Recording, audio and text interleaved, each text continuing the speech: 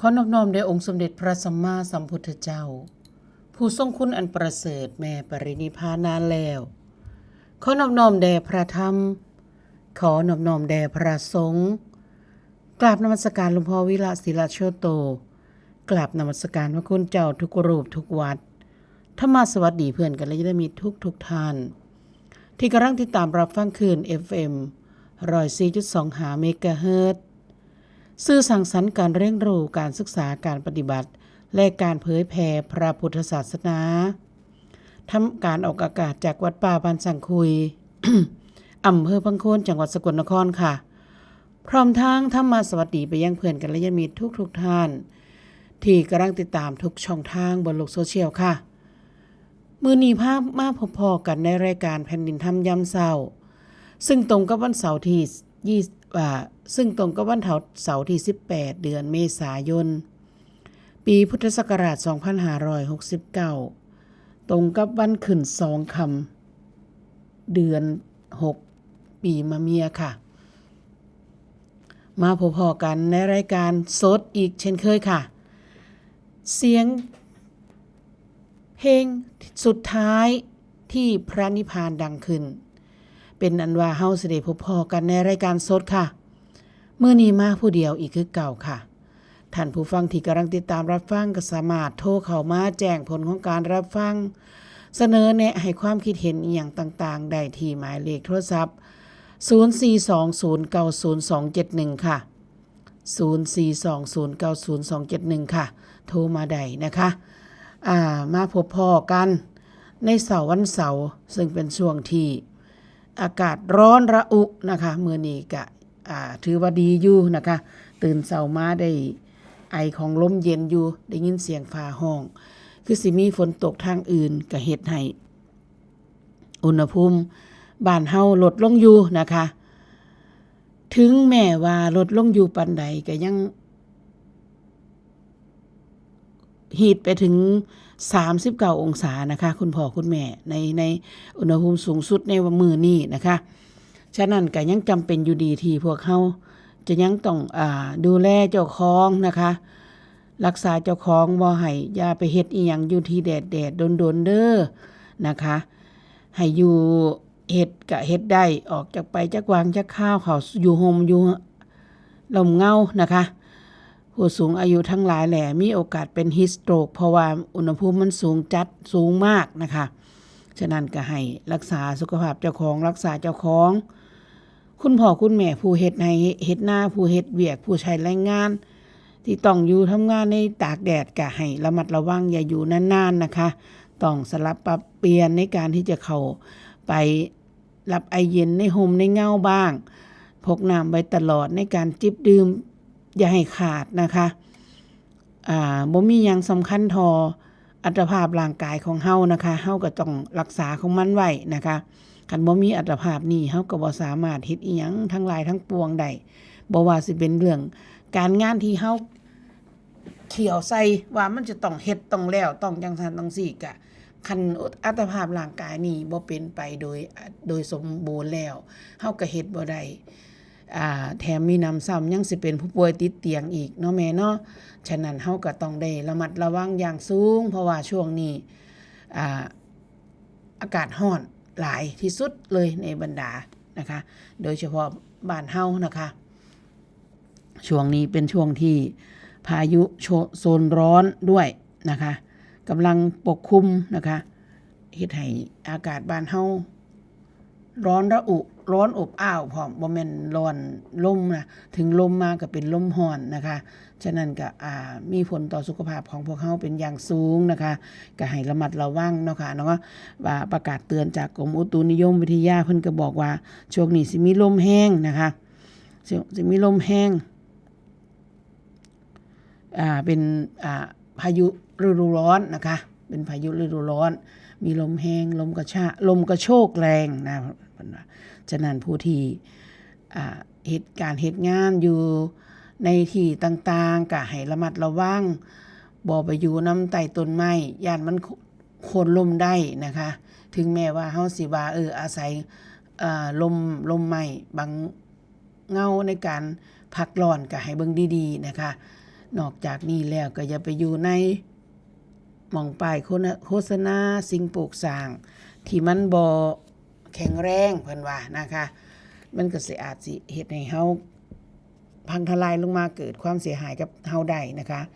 สำคัญที่สุดเลยนะคะช่วงนี้เพิ่นก็ประกาศเตือนมากรมอุตุนิยมก็ประกาศเตือนมาเขาเจ้าก็ประกาศเตือนมาก็ค่อนข้างที่จะ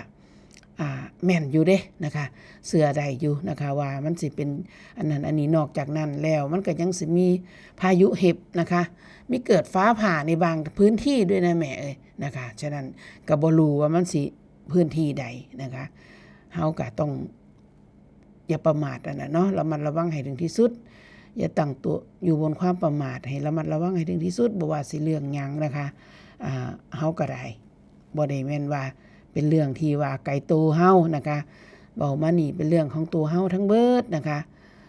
ให้เฮาติดตามรับฟังข่าวทางสถานีวิทยุจังซี่มันก็มีซอยเฮาได้อยู่นะคะข่าวทางโทรทัศน์นะคะก็เจ้าเพิ่นก็แจ้งเตือนมาในการรายงานของกรมอุตุนิยมวิทยานะคะข่าวอีหยังต่างๆก็มีทุกเพราะว่าทุกท่านทุกคนก็มีโทรศัพท์มือถือนะคะมีสมาร์ทโฟนสามารถที่สิเข้าถึงโลกโซเชียลได้โดยง่ายนะคะแหล่งความรู้อยู่ในนั้นมีเยอะแยะเฮาสิเอาประโยชน์จากมันก็ได้ประโยชน์อย่างสูงสุดบ่ว่าเฮาสิเบิ่งเรื่องข่าวสารบ้านเมืองหาฟังเทศน์ฟังธรรมของครูบาอาจารย์นี่มันก็มีเบิดบ่ว่าเฮาสิฟังเป็นความรู้น้อยความรู้ใหญ่อนุสรณ์เป็นคนที่บ่มีความรู้ปานใดก็เลยในเชิงข้อมูลก็เลยบ่มีข้อมูลความรู้อีหยังที่สิมาเว้าให้พี่น้องเฮาฟังพอปานใดนะคะบ่คือแม่ครูเพิ่นเป็นครูบาอาจารย์เพิ่นมีองค์ความรู้หลายเพิ่นก็มีแนวความรู้ที่มาเว้าให้พี่ให้น้องเฮาฟังหลายเนาะแต่ว่าอนุสรณ์นี่เป็นผู้บ่มีความรู้หลายก็เลยจักสิเว้าหยังก็คิดว่าพี่น้องของเฮาก็คือสิรู้ด้วยตนเองคือกันนะคะเพราะว่าองค์ความรู้มันมีเยอะแยะเดี๋ยวนี้แล้วแต่เฮาสิค้นคว้าหาบ่นะคะอันนี้ก็เป็นเรื่องที่ขอฝากไว้เพราะว่าออกตัวไว้ก่อนนะคะบ่อย่าหวังว่าสิได้ความรู้อีหยังจากอนุสรณ์มากมายนะคะอนุสรณ์ก็สิมาเว้าในเรื่องสัพเพเหระสิ่งละอันพันละน้อยในเรื่องของการใช้ชีวิตประจำวันของเฮานะคะว่ามันเป็นแบบใดน้อเฮาเฮ็ดหยังอยู่น้ออันที่เฮาเฮ็ดแบบนี้มันเป็นแบบใดน้อเข้าข่ายอีหยังน้อเข้าข่ายไปทางน้ำเพิ่นอยู่บ่น้อเพิ่นบอกให้เฮาเว้าในเรื่องของการละตัวละตนมันเฮ็ดจังซี่มันแม่นอยู่บ่น้อจังซี่นะแท้เฮามันบ่รู้เนาะมันบ่รู้แจ้งละอันนึงผัดยึดอันนึงแท้เฮานะนะคะละว่าจังซี่แล้วผัดยึดอันนึงแม้แต่กระทั่งเพราะว่าตัวกูมันหลายแรงมันฝังหลากลึกอยู่ก่อนเข้ารายการก่อนของหลวงพ่อที่เปิดเป็นสปอตของสถานีนะคะที่ด้อยกว่าก็ยังถือดีว่ากูมีเด้มันว่าที่เด่นกว่าก็ข่มขี่เข้าไว้มันเป็นเรื่องที่บ่ว่าผู้ใดก็มีตัวมีตนบ่ว่าผู้ใดก็อีโก้ตัวกูมันหลายมันบ่ธรรมดามันบ่มีหยังที่สิมาขัดเกลาเอามันออกจากตัวเฮาได้นอกจากเฮามาศึกษาธรรมะซึ่งการศึกษาธรรมะก็ต้องศึกษาแก่นแท้ของธรรมะศึกษาธรรมะดับทุกข์ศึกษาแก่นแท้ของชีวิตของสัจธรรมของศักดิ์ของโลกนี้ศึกษาให้เข้าใจถึงความท่องแท้ชัดเจนของสัจธรรมของโลกอริยสัจสี่นะคะความจริงอันประเสริฐ4ประการของโลกนี้เฮาจังสิสามารถที่จะถ่ายถอนบ่ว่าสิถ่ายถอนในเรื่องของความยึดมั่นถือมั่นในความเป็นตัวกูของกูอีหยังทั้งหลายแลบ่ว่าสิเป็นถ่ายถอนในเรื่องของการที่เข้าใจว่าสิ่งที่เฮายึดเฮาถือมาตลอดนี่แท้ที่จริงแล้วเป็นสิ่งสมมุตินะเป็นสิ่งชั่วคราวนะบ่สามารถที่สิยึดถือเอาได้ว่าเป็นจริงเป็นจังเป็นจังซี่ตลอดไปบ่แม่นเพราะว่าทุกสิ่งทุกอย่างที่เฮาฮู้นี่แล้วล้วนแล้วแต่เป็นสิ่งที่เกิดขึ้นตั้งอยู่และดับไปทั้งสิ้น บ่อยู่กับเฮานานเป็นของชั่วคราวหลวงพ่อว่าเดี๋ยวมันก็จะผ่านไปถ้าเฮาบ่รู้แล้วถึงสิฮู้ปานใดว่ามันผ่านไปก็ยังพยายามที่สิยึดมันไว้ว่ามันเป็นของกูมันเป็นความรู้ของกูข่อยเป็นคนรู้ข่อยรู้หลายข่อยตามทันจิตข่อยยึดได้นี่เห็นข่อยรู้อาการอากัปกิริยาของเจ้าของแต่ในความเป็นจริงแล้วพอเฮารู้จังซี่เฮาผัดไปยึดตัวรู้ซะบัดนี้โดยบ่รู้ตัวว่าแม้แต่ตัวรู้เองก็เกิดดับคือกันบ่ตั้งมั่นคือกันเฮาบ่รู้แบบนี้นะคะอยากมากเลยที่เฮาสิรู้ถ้าเฮาบ่สนใจสดับรับฟังคำเว้าคำเทศของครูบาอาจารย์ถึงสิฟังปานใดก็ยังคิดว่าเจ้าของก็ฮู้คือกันหั่นล่ะนั่นก็ยังเป็นเครื่องกีดขวางอยู่คือกันบ่สามารถที่สิเฮ็ดให้อัตตะตัวตนของเฮานะคะลดลงอย่างเช่นหลวงพ่อจะให้ทำยังไงจะให้อยู่กับปัจจุบันยังไงก็อยู่กับปัจจุบันอยู่แล้วไม่ใช่เหรอเดี๋ยวนี้น่ะจะทำยังไงมันถึงจะอยู่กับปัจจุบันนะคะในแง่ที่ว่าเฮาสามารถคิดจังซี่ได้ถ้าในแง่ของเฮาที่สิค้นขวายตีแผ่หาความรู้ให้เจ้าของเฮาก็สามารถที่สิเว้าแบบนี้ได้แต่ถ้าเฮาเว้าด้วยความว่าอคติว่าหลวงพ่อเป็นเว้าจังเป็นหยังจังเว้าจังซี่มันแม่นอยู่บ่มันเว้าบ่ถูกเว้ารู้สึกรำคาญงุ่นง่านงุดงิดว่าเพิ่นเว้าบ่ถูกเพิ่นเว้าจักเว้าอีหยังเว้าให้มันยากเว้าบ่เข้าใจนี่เฮาก็สิบ่เกิดปัญญาแต่ถ้าเฮาเว้าเพื่อที่ทบเพื่อให้เกิดปัญญาเฮาก็สิได้ปัญญาจากความรู้จากความรู้จากคำเว้าอันเดียวกันนี่ล่ะนะคะเว้าได้เกิดความรู้ได้โดยบ่ต้องสงสัยเพราะสภาวะธรรมถ้ามันรู้แก่ใจเฮาแล้วนี่มันรู้สึงแก่ใจเฮาแล้วนี่มันสิบ่ลืมนะคะอันนั้นหมายถึงว่าเฮาบ่ได้แม่นว่าเข้าใจซื่อๆแต่เฮาเข้าถึงได้แตะสภาวะพร้อมนะคะเป็นเรื่องที่เป็นน่าอัศจรรย์ในธรรมะของพระพุทธเจ้าที่เพิ่นพยายามที่สิสอนพวกเฮานะคะนำมาเสนอพวกเฮานะคะในเรื่องของแก่นของศาสนานะคะในเมื่อเฮาเป็นจังซี่แล้วบางท่านบางคนอาจสิเข้าใจว่าพากันเว้าแต่แก่นปฏิเสธกะพี่เปลือกบ่แม่นนะคะทุกอันมันก็มีประโยชน์แล้วก็เอื้อผลหากันทั้งนั้นต้นไม้สิมีแต่แก่นก็บ่สามารถที่สิอยู่ได้นะคะต้องอาศัยเปลือกคือกันเปลือกนี่เองเป็นตัวหาอาหารในการเลี้ยงให้เติบโตให้เจริญนะคะเปลือกนี่เองป้องกันอันตรายเช่นสมมุติไฟไหม้นี่ถ้ามันบ่ไหม้แห้งซะจนอันนั้นต้นไม้ก็ยังบ่ตายเด้ถ้ามันไหม้แต่เปลือกนี่นะคะฉะนั้นทั้งกระเปลือกทั้งเปลือกทั้งกระพี้ทั้งแก่นก็มีประโยชน์ทั้งนั้นแล้วก็เอื้อประโยชน์ซึ่งกันและกันบ่ขาดตอนบ่สามารถที่สิขาดตอนขาดแบ่งไปทุกคนทุกอันก็มีประโยชน์นะคะบ่ว่าสิเป็นเรื่องการปฏิบัติของเฮาทานศีลภาวนาที่เพิ่นว่านะคะบ่สามารถที่สิแยกออกจากกันได้อยู่นำกันได้จังซี่ตลอดไปนะคะเพราะว่า ถ้าเฮาที่อาศัยว่าโอ้ยมันสิมาเว้าว่าคือจังครูบาอาจารย์เพิ่นเว้าจับเอาคำเว้าของเพิ่นมาเว้ามาตีแผ่แล้วเจ้าของบ่ได้เข้าใจชัดเจนบ่ครอบคลุมเพิ่นว่าบ่ต้องเฮ็ดดอกท่านนั่นบ่ได้ท่านอีหยังหลายดอกฮัลโหลยานุกำลังจัดรายการอยู่นะครับมีอะไรหรือเปล่าในตู้เย็นครับในตู้เย็นไปดูในตู้เย็นหลังใหญ่ๆนะครับกล่องสีขาวๆนั่นแหละไปดูเดี๋ยวก็จะเห็นเองนะครับยานุกำลังจัดรายการอยู่นะ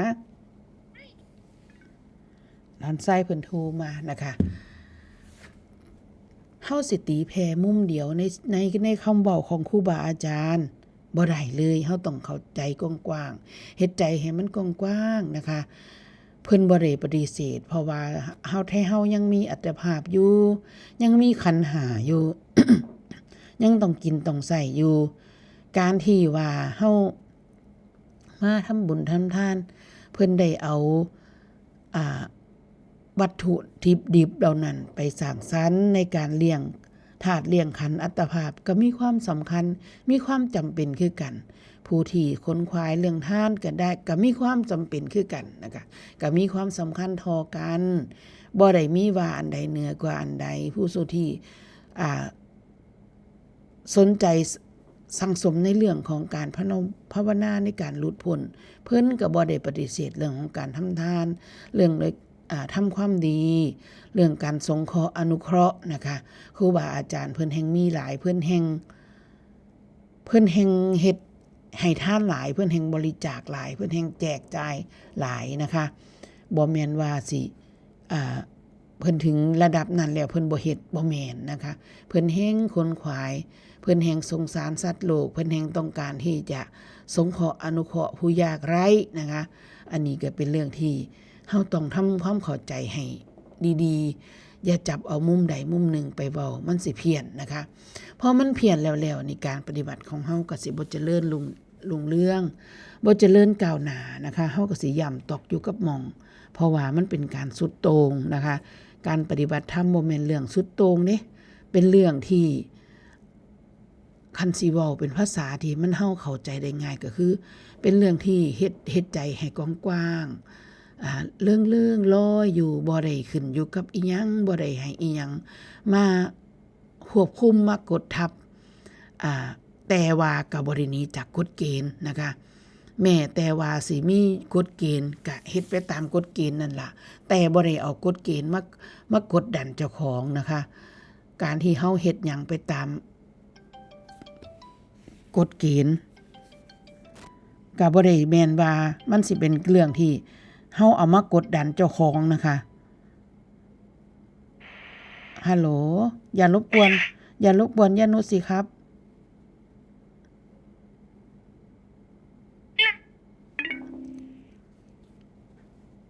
บ่ได้แม่นว่ามันสิเป็นเรื่องที่เฮ็ดให้เฮานี่เสียหายนะคะเฮาก็ต้องสั่งสมไปทุกมุมนะคะการศึกษาธรรมะคือการศึกษาในเรื่องของการ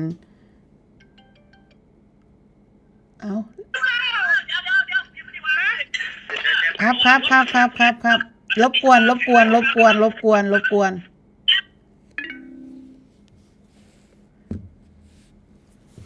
เฮาก็เลยต้องสนใจที่จะศึกษาในทุกๆมุมนะคะบ่ว่าผู้ลางคนยกตัวอย่างมาว่าโอ้ยอย่าเว้านะเรื่องทานทั้งหลายเนี่ยครูบาอาจารย์เพิ่นบ่ได้ทานอีหยังเด้เพิ่นก็ยังปฏิบัติธรรมได้เพิ่นรักษาศีลได้ว่าซั่นอย่าได้ดูถูกอย่าได้มองข้ามแบบนั้นนะคะทานในที่นี้หมายถึงจาคะหมายถึงการสละนะคะเพิ่นแห่งสละในสิ่งที่พวกเฮาเจ้าข่อยสละได้ยากนะคะ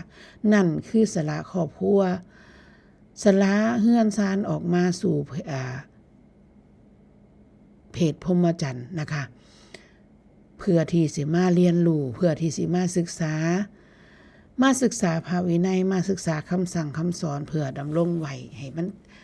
คงอยู่กับโลกเพื่อดำรงไว้เพื่อไต่มันศึกษาให้มันแตกฉานจังสิสามารถนำปฏิบัติเผยแพร่ให้กับพุทธศาสนิกชนได้ฮู้ได้เห็นตามนะคะอันนั้นแห่งเป็นสิ่งที่เนื้อไปตกกว่าอีกนะคะเพิ่นจาคะเพิ่นสละในสิ่งที่ทุกคนธรรมดาของยังให้เฮานี่สละได้ยากโดยซ้ำไปนะคะอย่าได้ไปมองว่าเพิ่นบ่ได้ทานหยังตัวนี่อย่าได้ว่าเฮาเพิ่นแห่งทานในสิ่งที่ทานได้ยากกว่าซุมเฮานะคะคือเทเฮานี่เด้โอ้ดีอยู่มาแม่มาบวชบ่ว่าเด้แม่นบ่แม่มาอยู่วัดสิเฮ็ดหยังบ่ได้ยากอันเขาก็มีผู้เอามาอยู่กินมาให้กินอยู่ซื่อๆก็มีคนเอาข้าวเอาน้ำมาให้กินแม่นหยังมาแม่มาบวชเจ้าบ่มันสิวางสิเด้แม่นบ่ อันนั้นก็คืออย่าได้ประมาทนะคะเพิ่นก็เฮ็ดทุกสิ่งทุกอย่างให้เตรียมพร้อมถึงแม่หลวงพ่อเพิ่นสิเว้าในทำนองว่าตรงนี้มันเป็นแบบนี้เพิ่นก็บ่ได้ด้อยค่าเพิ่นเพียงแต่ชี้แจงว่าอันนี้คือคุณของเงินบาทอันนี้คือคุณของเงินร้อยอันนี้คือคุณของเงินพันนะคะเพิ่นบ่ได้หมายความว่าเพิ่นเว้าจังซี่แล้วนี่เพิ่นสิไปด้อยค่านะคะบ่ได้แม่นนะคะถ้าเฮาผู้ใดอีหยังได้จากอันใดเฮาเฮ็ดอันนั้นแหละตั้งใจเฮ็ดให้ถึงที่สุดให้ดีที่สุดเฮ็ดแล้วทำแล้วก็พยายามนำเข้าไปสู่การอย่ายึดมั่นถือมั่นอย่าอวดอย่าอ้างนะคะพอเฮาเฮ็ดไปแล้วก็อย่าอวดอย่าอ้างอย่ายึดมั่นถือมั่นมันก็เข้าสู่การปล่อยวางคือเพิ่นว่านั่นเด้แม่นะคะเฮาสิบ่ว่าการดับการวางมันบ่แม่นว่าเฮาสิดับสิวางย้อนเฮาเว้าเด้มันจะต้องถึงพร้อมทุกสิ่งทุกอย่างในการปฏิบัติของเฮาจังสิเห็นว่าอ๋อมันเป็นเช่นนั้นเองมันหาสาระแก่นสารไม่ได้นะมันยึดเอาถือเอาไม่ได้นะมันจังสิวางด้วยสติด้วยปัญญาบ่แม่นวางด้วยการหินทับหญ้าคือเพิ่นว่านะคะบ่แม่นว่าพอเฮารู้แล้วอันนี้เฮาก็วางมันก็ยังเป็นเฮาเห็นบ่เฮาสิเห็นได้ว่าถึงท้ายที่สุดแล้วเฮาวางตัวนี้เฮาก็ไปยึดตัวนี้เฮารู้ว่าเฮาวางเฮาผัดไปยึดตัวเฮารู้ว่าเฮาวางบัดนี้นี่รู้เท่าทันบ่ตัวนี้ถ้าเฮารู้เท่าทันบ่ตรงนี้เฮารู้ทันอาการตรงนี้บ่อาการของที่แท้ที่สุดแล้วท้ายที่สุดแล้วจิตของเฮายังมีตัวพัวพันตัวเกาะอยู่ตลอดเวลาโดยที่บ่ได้เว้นว่างจากความบ่รู้นั่นเลยนะคะถึงแม้เฮาสิประกาศเปล่าๆว่าเฮารู้แล้วรู้เบิดนั่นล่ะถ้ามาอ่านในหนังสือมันก็วาจั่งซี้ก็ว่ารู้คือกันแม่นบ่แม่แต่ว่ามันผัดไปอ่านในหนังสือพุ่นเด้มันว่าแม่นบ่รู้เบิดนั่นล่ะหลวงพ่อเทศเนี่ยหลวงพ่อเทศนี่เว้าให้เจ้าได้นี่ผัดวายไปอีกล่ะแม่นบ่ล่ะนี่เห็นบ่เฮาบ่รู้เท่าทันอาการตรงนี้เลยหลวงพ่อเทศมานี่ถึกขน้อยเบิดเว้าให้แต่ขน้อยนี่ล่ะหลวงพ่อบ่เว้าให้ผู้อื่นจักเม็ดเลยก็ไปยึดตัวนั้นอีกคือเก่าบัดนี้นั่นเห็นบ่ได้ว่าสินำมาพัฒนาพิจารณาแล้วก็พัฒนาความรู้ของเจ้าของเพื่อให้มันเป็นรู้ตื่นเบิกบานเลยมีแต่รู้แล้วก็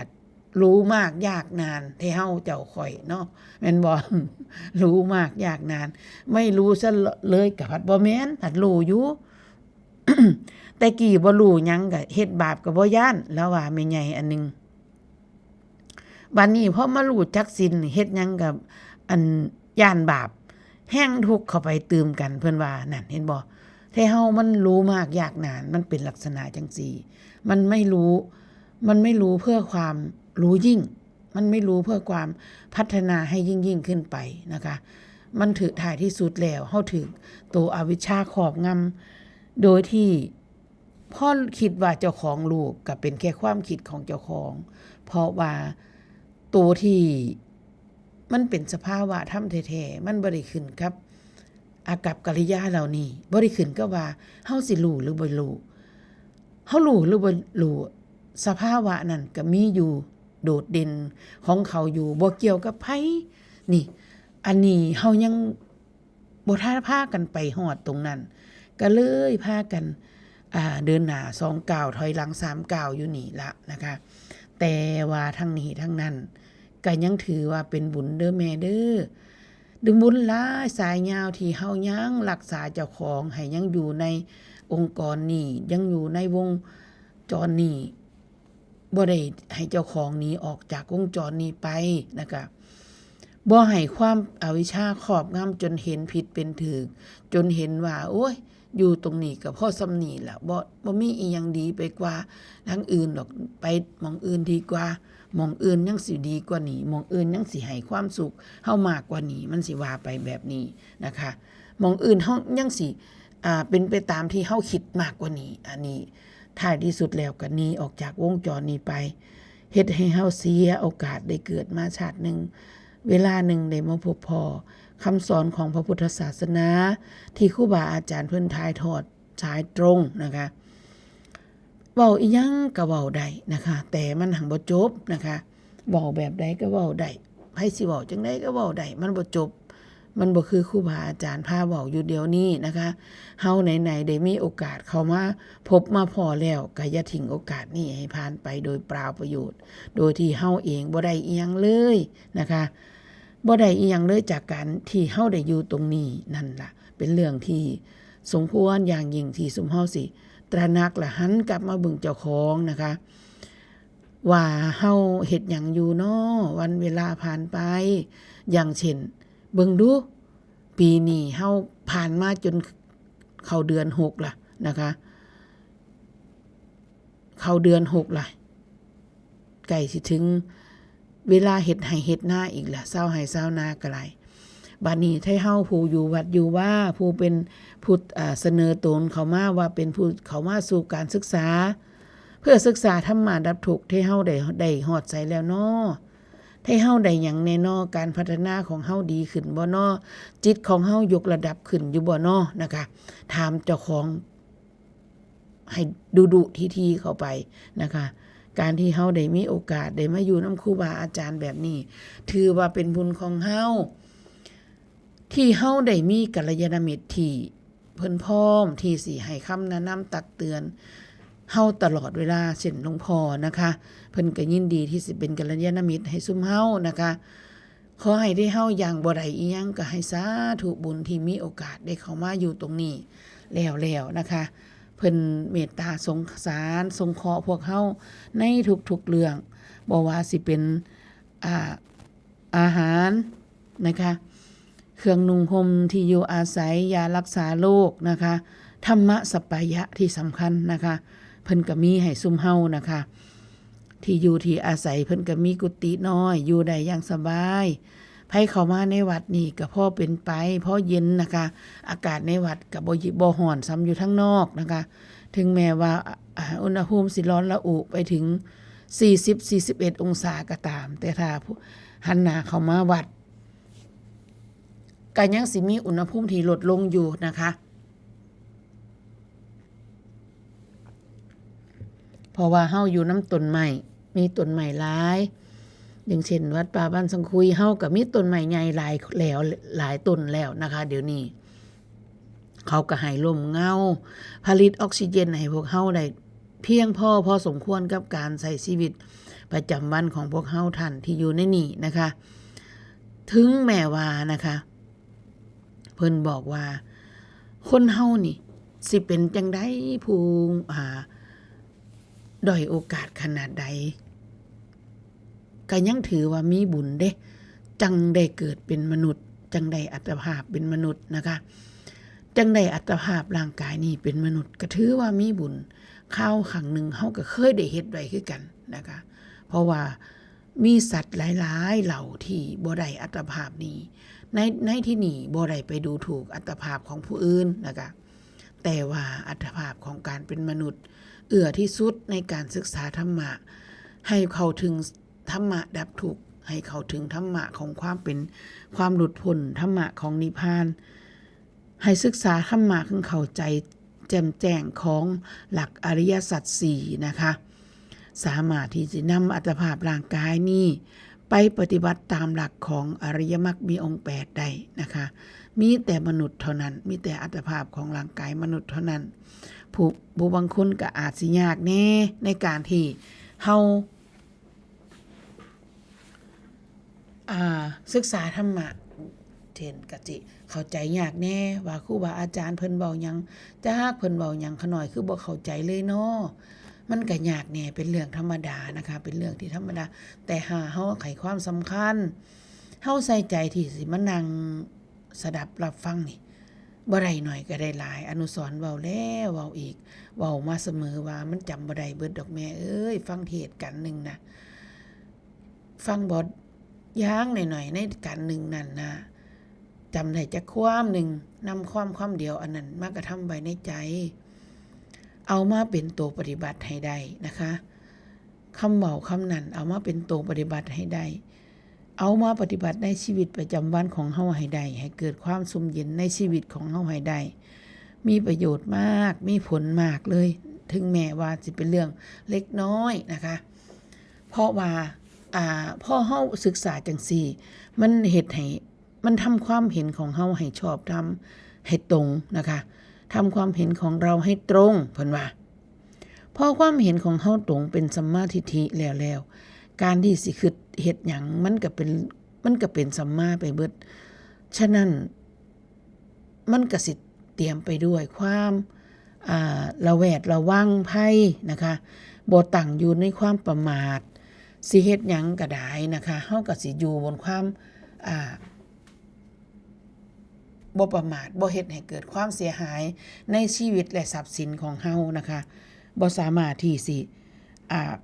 ไหลไปตามความอำนาจของความดึงดูดของความบ่ถูกต้องชอบธรรมทั้งหลายทั้งปวงอำนาจของอบายมุขทั้งหลายทั้งปวงนะคะถ้าเฮาตั้งมั่นอยู่ตรงนี้ก็บ่มีหยังสิมาครอบงำเฮาได้เพราะว่าเฮาปล่อยตัวให้ธรรมะเฮาปล่อยตัวให้สัจธรรม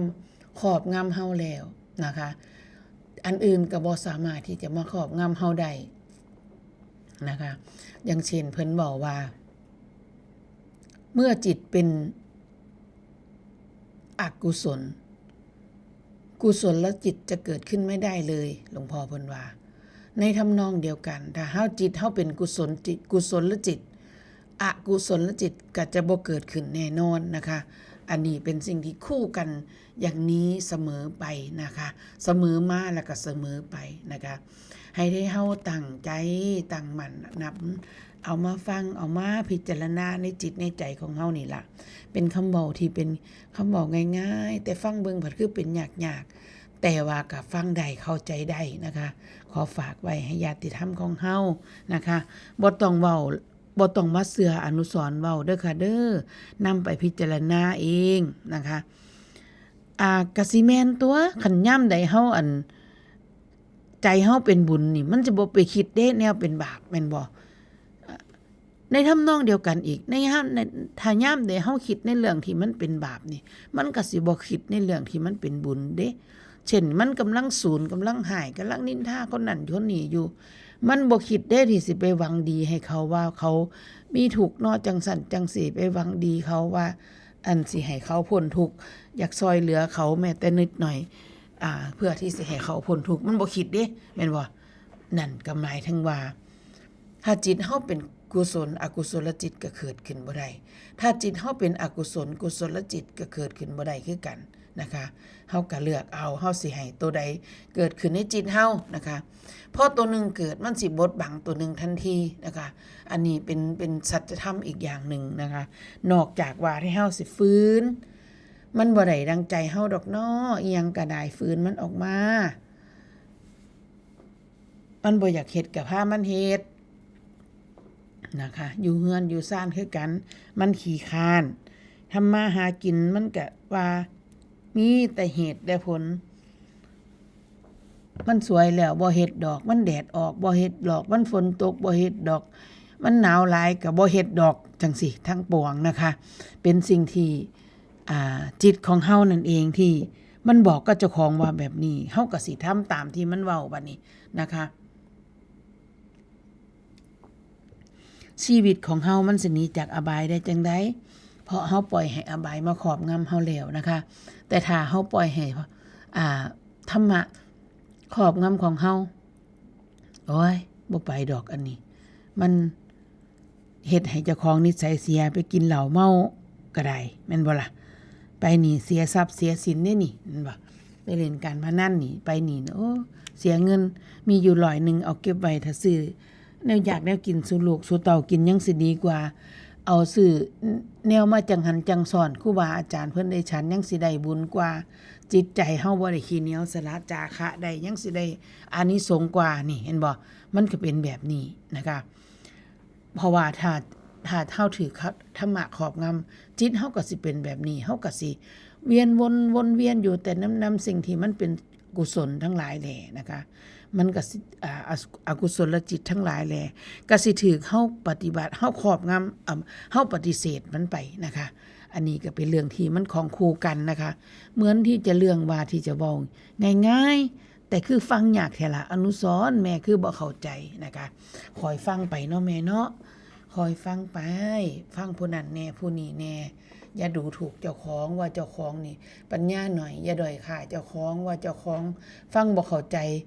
บ่คือผู้อื่นเพิ่นละฟังเข้าใจหาแม่ฟังปานใดก็บ่เข้าใจมันยังสิมีมื้อนึงที่เฮาสิเข้าใจนะคะฟังไปเรื่อยๆนะคะครูบาอาจารย์เพิ่นออกมาเทศน์มาสอนให้เฮามาในหลายเวอร์ชันบางทีเพิ่นก็ให้หลวงปู่หลวงตาเทศน์บางทีเพิ่นก็ให้ครูบาเทศน์บางทีเพิ่นก็ให้พระอาจารย์เทศน์นะคะพระอาจารย์รูปนั้นรูปนี้เทศน์บางที่ธรรมะก็มาในนามของรายการวิทยุหลายๆนามบ่ว่าสิเป็นธรรมะยามเย็นบ่แม่นสิเป็นธรรมะของสารพันยะก็มีนัยยะของความรู้อยู่ในหันอยู่แล้วนะคะเฮาได้ซำใดเฮาก็หยิบฉวยเอาตัวนั้นเอามาไว้ในใจของเฮานำกะคำเว้าอันนั้นมาเป็นตัวปฏิบัติให้ได้มันสิเกิดประโยชน์สูงสุดแน่นอนโดยบ่ต้องสงสัยนะคะได้ประโยชน์แน่นอนต่อเฮาท่านทุกคนนะคะเพราะว่าการปฏิบัติเป็นเรื่องที่เฮาท่านทุกคนที่จะต้องขนขวายเองบ่มีผู้ใดที่มาเฮ็ดมาขนขวายแทนเฮานะคะเป็นเรื่องที่เฮาจะต้องเฮ็ดเองพิจารณาเองมันจังสิเกิดผลกับจิตกับใจของเฮาเองนะคะบ่ได้แม่นว่าสิไปโอ้ยฟังเข้าใจแล้วล่ะธรรมะหลวงพ่อเทศน์ให้ฟังหลวงพ่อเว้าให้ฟังเข้าใจเบิดนั่นล่ะแต่ว่าความโลภความโกรธความหลงบ่ได้ลดออกจากหัวจิตหัวใจของเฮาเลยอันนั้นก็ประโยชน์หน่อยนะคะอันนั้นก็ประโยชน์หน่อยเฮาจะต้องเป็นผู้ที่ค้นคว้าเองเพิ่นสอนเฮาแล้วเฮาก็ต้องค้นคว้าอย่างเช่นเพิ่นบอกว่าแค่ไม่หลับแล้วไม่ต้องทำอะไรมันแปลว่าหยังน้อคำนี้คือบอกจังซั่นแม่นบ่เฮาลองมาทำความเข้าใจมาพิจารณามันโดยแยบคายดูเพิ่นเว้าจังซี่มันแปลว่าหยังแค่ไม่หลับแล้วไม่ต้องทำอะไรนะคะผู้ลางคนผัดแปลว่าหลับในที่นี้ผัดแปลว่านอนหลับบ่ต้องนอนเบิดมื้อเบิดเว้นนี่นั่งสมาธิ3มื้อ4มื้อบ่นอนเพราะว่าหลวงพ่อบอกว่าแค่ไม่หลับแม่นบ่ก็เลยไปจมปุกอยู่กับว่านั่งสมาธิตัวหลวงพ่อว่าบ่ให้นอนบ่ให้หลับนะคะอันไปเฮ็ดอีหยังโดยที่ขาดซึ่งการวิจารณญาณที่ถูกต้องก็หายกว่าหลับอีกเด้อแม่เด้อเป็นการหลับไหลโดยซ้ำไปบ่ฮู้ตื่นในสัจธรรมบ่ฮู้ตื่นในธรรมะที่เพิ่นสอนนะคะเฮาสิเว้าสิคุยกันเบิดมื้อเบิดเว้นแต่เป็นการสาธยายธรรมะเป็นการเว้าให้กันฟังเซาะแรงกันฟังได้ว่าถ้าเจ้าคิดจังซี่มันเป็นแบบนี้เด้มันเป็นจังซี่เด้เฮาต้องรู้ชัดตั้งแต่เฮาคิดว่าเฮาสิเฮ็ดหยังแล้วก็ลงมือเฮ็ดลงไปนะคะเฮ็ดแล้วผลมันเป็นแบบใดเฮาต้องชัดเจนด้วยตัวของเฮาเองเพิ่นเว้าจังใดก็เป็นคำเว้าของเพิ่นแม้แต่กระทั่งว่าเพิ่นเว้าแล้วเฮาเข้าใจก็ยังเป็นคำเว้าของเพิ่นเด้แม่ยังบ่แม่นการปฏิบัติของเฮาฉะนั้นผลมันยังบ่เกิดกับเฮาแน่นอนผลก็สิเกิดก็ต่อเมื่อเฮาปฏิบัติแล้วเพิ่นเว้าคำสอนใดมาเว้าให้เฮาฟังเฮาเข้าใจก็น้อมนำมาใส่จิตใส่ใจแล้วก็เอาไปปฏิบัติให้มันเป็นตัวปฏิบัติในชีวิตจิตใจของเฮาให้ได้นะคะจังสิเป็นเรื่องของการว่าปฏิบัติแล้วเข้าสู่ปฏิเวทคือผลของการปฏิบัติเพราะว่าถ้าเฮาบ่เอาปฏิบัติมามันก็สิอยู่ในแค่ปริยัตินะคะบ่ว่าเฮาสิฟังขนาดใดถ้าเฮาบ่น้อมนำมาประพฤติปฏิบัตินะคะมันก็สิได้แค่ปริยัตินะคะบ่ได้เกิดผลอีหยังกับตัวเฮาเพราะว่าเฮาบ่ได้นำปฏิบัติเฮาบ่ได้นำไปปฏิบัตินะคะอย่างเช่นคือเว้าเมื่อกี้นี่แค่ไม่หลับแล้วไม่ต้องทำอะไรเลยนะคะเฮาเข้าใจอีหยังผิดไปหรือเปล่านะคะ บ่หลับในที่นี้หมายถึงหลับไหลหลงไหลนะคะบ่แม่นนอนหลับนะคะบ่แม่นนอนหลับอย่างเดียวแต่ถ้าสิอธิบายในเรื่องของว่านอนหลับก็แม่นอยู่เด้แม่ถ้ามันหลับนี่บ่ได้เฮ็ดได้นั่งสมาธิก็บ่ได้นั่งเดินจงกรมก็บ่ได้เดินถ้ามันหลับนะคะ ทีนี้แต่ในอีกนัยยะหนึ่งที่เพิ่นต้องการที่สินำเสนอพวกเขาก็คือฮู้อีหยังก็รู้เป็นธรรมะไปเบิดรู้อีหยังขึ้นมาก็เอาธรรมะวิจยะควบคุมไปเบิดนะคะว่ามันเป็นสักแต่ว่ารู้อีหยังขึ้นมาก็เป็นสักแต่ว่านะเป็นเช่นนั้นเองนะนี่มีธรรมะวิจยะรอบขอบในทุกเรื่องแยบคายในทุกเรื่องนะคะว่ามันเป็นไปโดยชอบธรรมหรือเปล่าบ่แม่นด้วยความเข้าใจง่ายๆด้วยความเข้าใจโง่ๆของพวกเฮาหรือเปล่าสิ่งหนึ่งอย่างหนึ่งที่สิบอกญาติธรรมของเฮาก็คือในขณะที่เฮาเว้าแบบง่ายๆนี่ก็ขอบอกว่าธรรมะก็บ่ได้แม่นเรื่องที่สิเข้าใจง่ายขนาดนั้นอันนี้จริงนะคะฉะนั้นการที่เฮาสิเข้าใจว่าแล้วก็เว้าเอาว่าเข้าใจง่ายๆจังซั่นก็อาจสิยังบ่แม่นได้แม่ก็ต้องได้เบิ่งเจ้าของเข้าไปอีกระดับหนึ่งนะคะ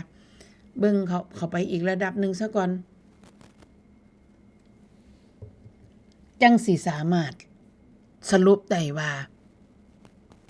เป็นของแท้โดยการเอาธรรมะมาจับนะคะเพราะว่าตัวเฮาก็มีกิเลสเฮาบ่สามารถที่สิเอาเจ้าของเป็นสแตนดาร์ดเป็นมาตรฐานได้นะคะเฮาจะต้องอาศัยธรร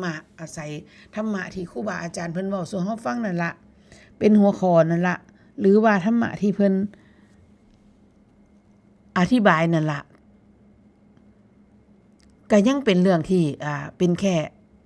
อธิบายเป็นแค่ปริยัตินะคะบ่ทันได้เป็นตัวปฏิบัตินอกจากว่าเฮาสิหยิบเอามาเป็นตัวปฏิบัติจังสิเอิ้นว่าปฏิบัติในตัวเฮานะคะถ้าเฮาฟังแล้วจบไปมันก็จบไปตามคำเว้าคำเทศน์ของครูบาอาจารย์บ่ได้ประโยชน์กับชีวิตของเฮาบ่ได้ประโยชน์ต่อการดำเนินชีวิตของเฮาเลยนะคะอันนี้ก็ฝากไว้บ่ว่าสิเป็นคำใด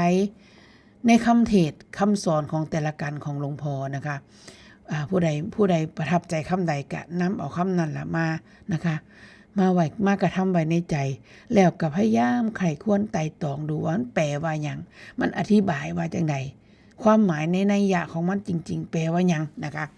เฮาเองจังสิได้เกิดความรู้เข้าไปสู่สภาวะตัวนั้นเข้าถึงแล้วก็แตะสภาวะตัวนั้นได้นะคะบ่แม่นว่าสิฟังลมๆแรงๆแล้วก็ผ่านไปเพราะหลวงพ่อเพิ่นจะบอกว่าอย่าฟังเล่นๆนะหลวงพ่อเอาจริงนะเทศแต่ละการหลวงพ่อตั้งใจในการที่จะนำเสนอ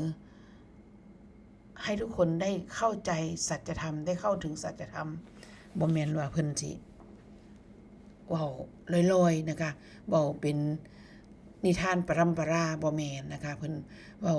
ที่นี่เดี๋ยวนี้นะคะปัจจุบันขณะบางคนก็บ่เข้าใจคำนี้แต่ว่าก็ยังบ่เข้าใจยังตีความหมายบ่แตกว่าปัจจุบันขณะแปลว่าอะไรเฮาก็อยู่กับปัจจุบันบ่แม่นบ่ได้อยู่กับมื้อวานเด้บ่ได้อยู่กับมื้ออื่นแม่นบ่เฮาก็อยู่กับปัจจุบันขณะแต่ว่าจ่อเข้าไปครับให้ลึกๆเอาให้มันทันกิเลสก็คือที่นี่เดี๋ยวนี้เลยปัจจุบันคักๆนี่เว้าหยังอยู่เดี๋ยวนี้เว้าอยู่ดับไปอยู่เดี๋ยวนี้เห็นบ่รู้นั้นรู้เท่าทันมันบ่นี่ตามทันมันบ่นี่เห็นบ่นี่คือปัจจุบันขณะอย่างแท้จริงที่หลวงพ่อเพิ่นจี้ให้พวกเฮาเห็นเฮามีอคติกับคนอื่นก็เดี๋ยวนี้ที่นี่แม่นบ่มีอคติกับถือว่าก็แสดงว่าปัจจุบันที่นี่เดี๋ยวนี้ของเขาก็คือเป็นอกุศลจิตแม่นบ่ก็ทำให้กุศลจิตเกิดขึ้นไม่ได้เลยนี่เล่นมันอยู่จังซี่เบิดมื้อเบิดเว้นบ่มีเวลาสิไปออกข้างนอกเลยแม่จิตเฮาน่ะเฮาจะควบคุมพฤติกรรมทั้งกายวาจาใจของเฮาอยู่ตลอดไปบ่ต้องสงสัยเลยโดยที่บ่ต้องเฮาโดยที่เฮาบ่ต้องไปค้นคว้าอีหยังบ่ต้องค้นคว้าว่าโอ้สินั่งสมาธิ3มื้อต่อกันบ่ลุกขนาดนั้นแต่ถ้าทำได้ก็ดีนะคะถ้าทำได้ก็ดีแต่มันจะต้องเฮ็ดด้วยปัญญาบ่แม่นเฮ็ดได้ด้วยการกดข่ม โดยความที่บ่เป็นไปโดยชอบธรรมท้ายที่สุดแล้วมันก็เข้าสู่การทำร่างกายนี้ให้ลำบากนะคะเป็นกิจที่พระพุทธเจ้าเพิ่นก็บอกว่าเฮาท่านทุกคนบ่สมควรที่สิไปติดอยู่นั่นก็คือติดทุกข์แล้วก็ติดสุขนะคะผู้ลางคนก็เอียงไปทางทุกข์ต้องเฮ็ดให้มันลำบากได้หลายร่างกายนี่มันจังสิอยู่ก็เป็นเรื่องของท่านแต่เพิ่นก็บอกไว้ว่าก็บ่ได้จำเป็นขนาดนั้นนะคะผู้ลางคนก็ติดสุขต้องสุขอยู่เย็นอยู่บางทีมันก็เฮ็ดให้เฮาล้าซ่านะจังซี่นะเพิ่นก็บอกเฮาแบบนี้นะคะนี่ก็เป็นสิ่งที่เพิ่นฝากเพิ่นบอกเฮามาเป็นจังซี่ตลอดมาแล้วก็ตลอดไปเพราะนี่คือสัจธรรมนะคะบ่มีเปลี่ยนแปลงบ่ขึ้นต้นด้วยบ่ขึ้นอยู่กับไผบ่ถูกควบคุมโดยอีหยังต่างๆบ่ว่าสิเป็นเรื่องการเวลาเว้าจังซี่สมัยนี้เว้าอีกในอีกสมัยหลายปีข้างหน้าก็ยังสิเว้าจังซี่อีกต่อไปเพราะว่านี่คือสัจธรรมนี่คืออริยสัจนี่คือความจริงอันประเสริฐของโลกนี้ที่อยู่คู่โลกนี้มาตลอดนะคะเว้ามาเวลาพอสมควรขออนุญาตพักสักแป๊บหนึ่งนะคะ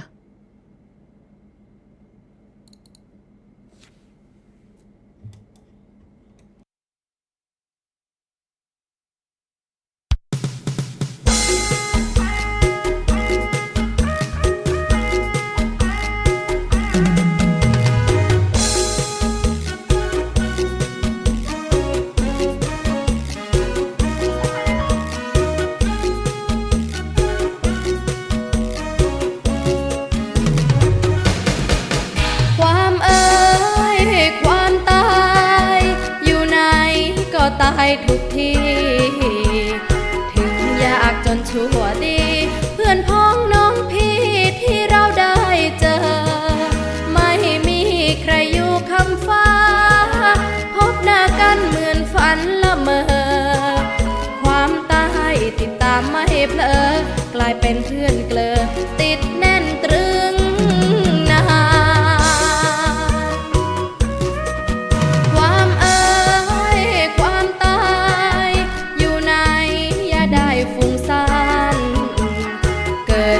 ได้ทุกวันทั้งเธอและฉันไม่เคยเลือกที่ชีวิตไม่ต้องขอร้องความตายครอบครองชีวิตถึงหน้าตาชั่วดีความตายคงที่ความดีไม่แปรปรวนความตายนั้นคนรู้ดีศักดิ์ศรีมัจจุราชทั้ง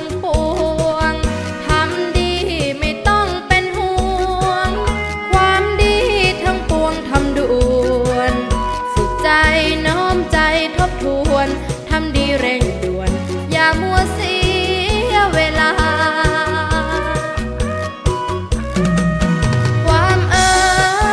ความตายอยู่ไหนก็ตายกันทั่วสิ่งที่ไม่น่ากลัวทำดีละชั่วชีวิตมีค่ารีบทำดีเถิดน้องแม่พ่อท่านรอลูกยาความดีเป็นสิ่งมีค่าคนเราเกิดมาสร้างคุณค่าความดี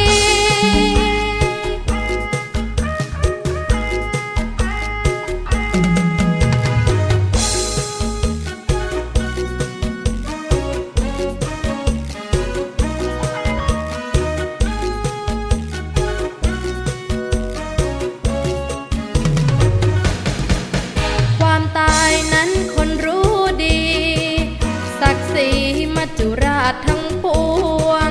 ทำดีไม่ต้องเป็นห่วง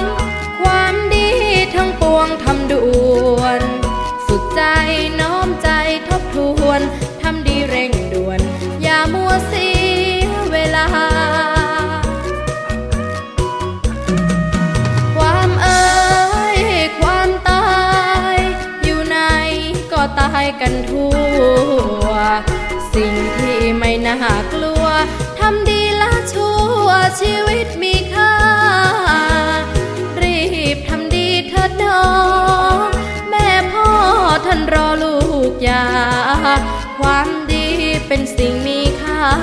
คนเราเกิดมา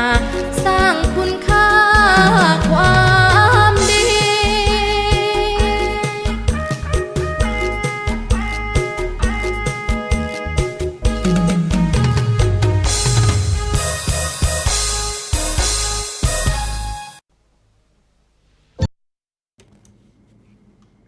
ตามหาความตายนะคะ เปิดเพลงนี้เพื่อให้เข้าสู่ใกล้เคียงบรรยากาศที่ผ่านมายกนะคะ สงกรานต์นะคะ ซึ่งในวันสงกรานต์ที่เฮาก็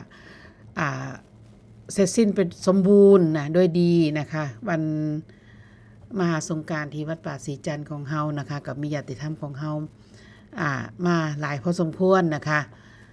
สาธุอนุโมทนาบุญกับทุกท่านทุกคนที่มีส่วนแห่งบุญนะคะบ่ว่าสิในเรื่องของที่ทำบุญในหลายรูปแบบบ่ว่าสิเป็นเรื่องของภาพที่เป็นภาพในเทศของ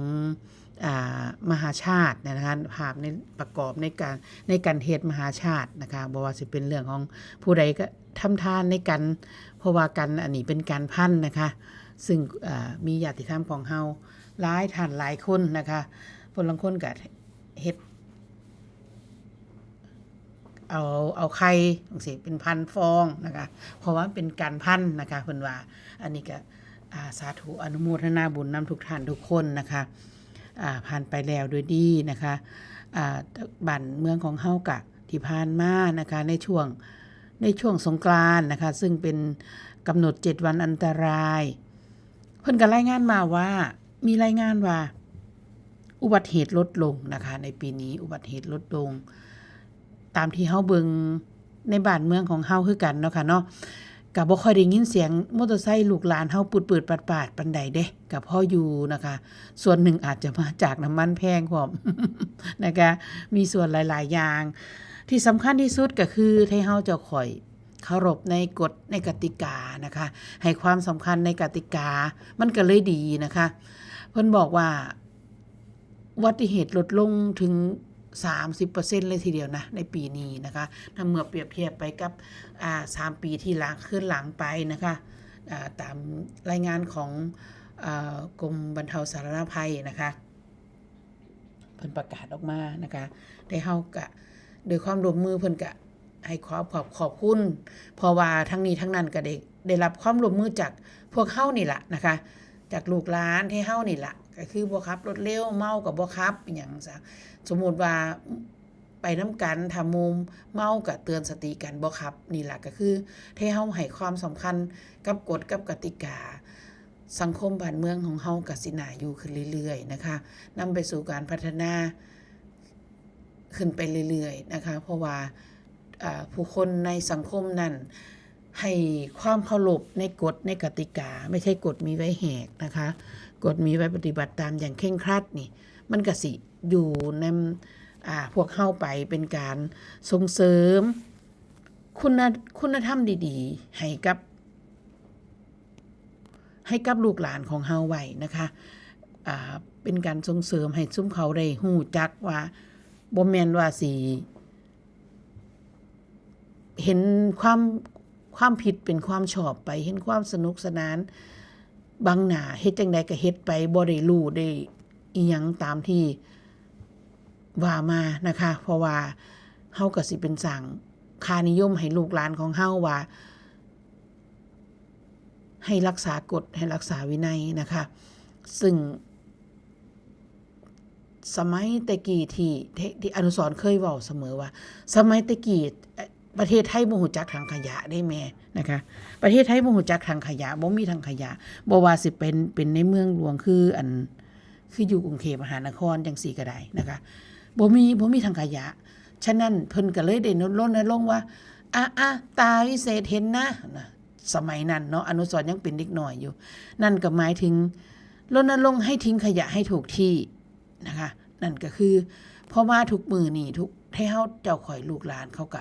เริ่มรู้นะคะว่าทิ้งขยะให้ถูกที่นอกจากนี้เฮาก็สมควรที่จะสร้างค่านิยมให้ลูกให้หลานเฮาโดยการแยกขยะนะคะการแยกขยะซึ่งมันก็สิซอย ชาติบ้านเมืองของเฮาได้พอสมควรนะคะการแยกขยะอย่านึกว่าเป็นเรื่องน้อยนะเป็นเรื่องใหญ่ต่อสภาพแวดล้อมมากพอสมควรในเรื่องเขาเจ้าก็ให้ความสำคัญนักอนุรักษ์เขาก็บอกว่าการแยกขยะนี่ก็บ่แม่นเรื่องน้อยๆเด้เป็นเรื่องมีผลต่อสภาพแวดล้อมต่อระบบนิเวศพอสมควรนะคะที่เฮาทิ้งขยะเป็นที่ก็ยังอนุสรณ์เคยเว้าว่าเชิญชวนญาติธรรมของเฮาว่าคือจังบ้านเฮานี่มันยังมีที่ทั้งหลังบ้านที่ให้ที่สวนหลายอยู่เศษอาหารนี่เฮาสาดไปโลดมันบ่เป็นหยังดอกเดียวมันก็ย่อยสลายว่าแต่เฮาอย่าไปเทหม่องเดิมๆให้มันซ้ำๆแล้วมันจะเป็นการว่า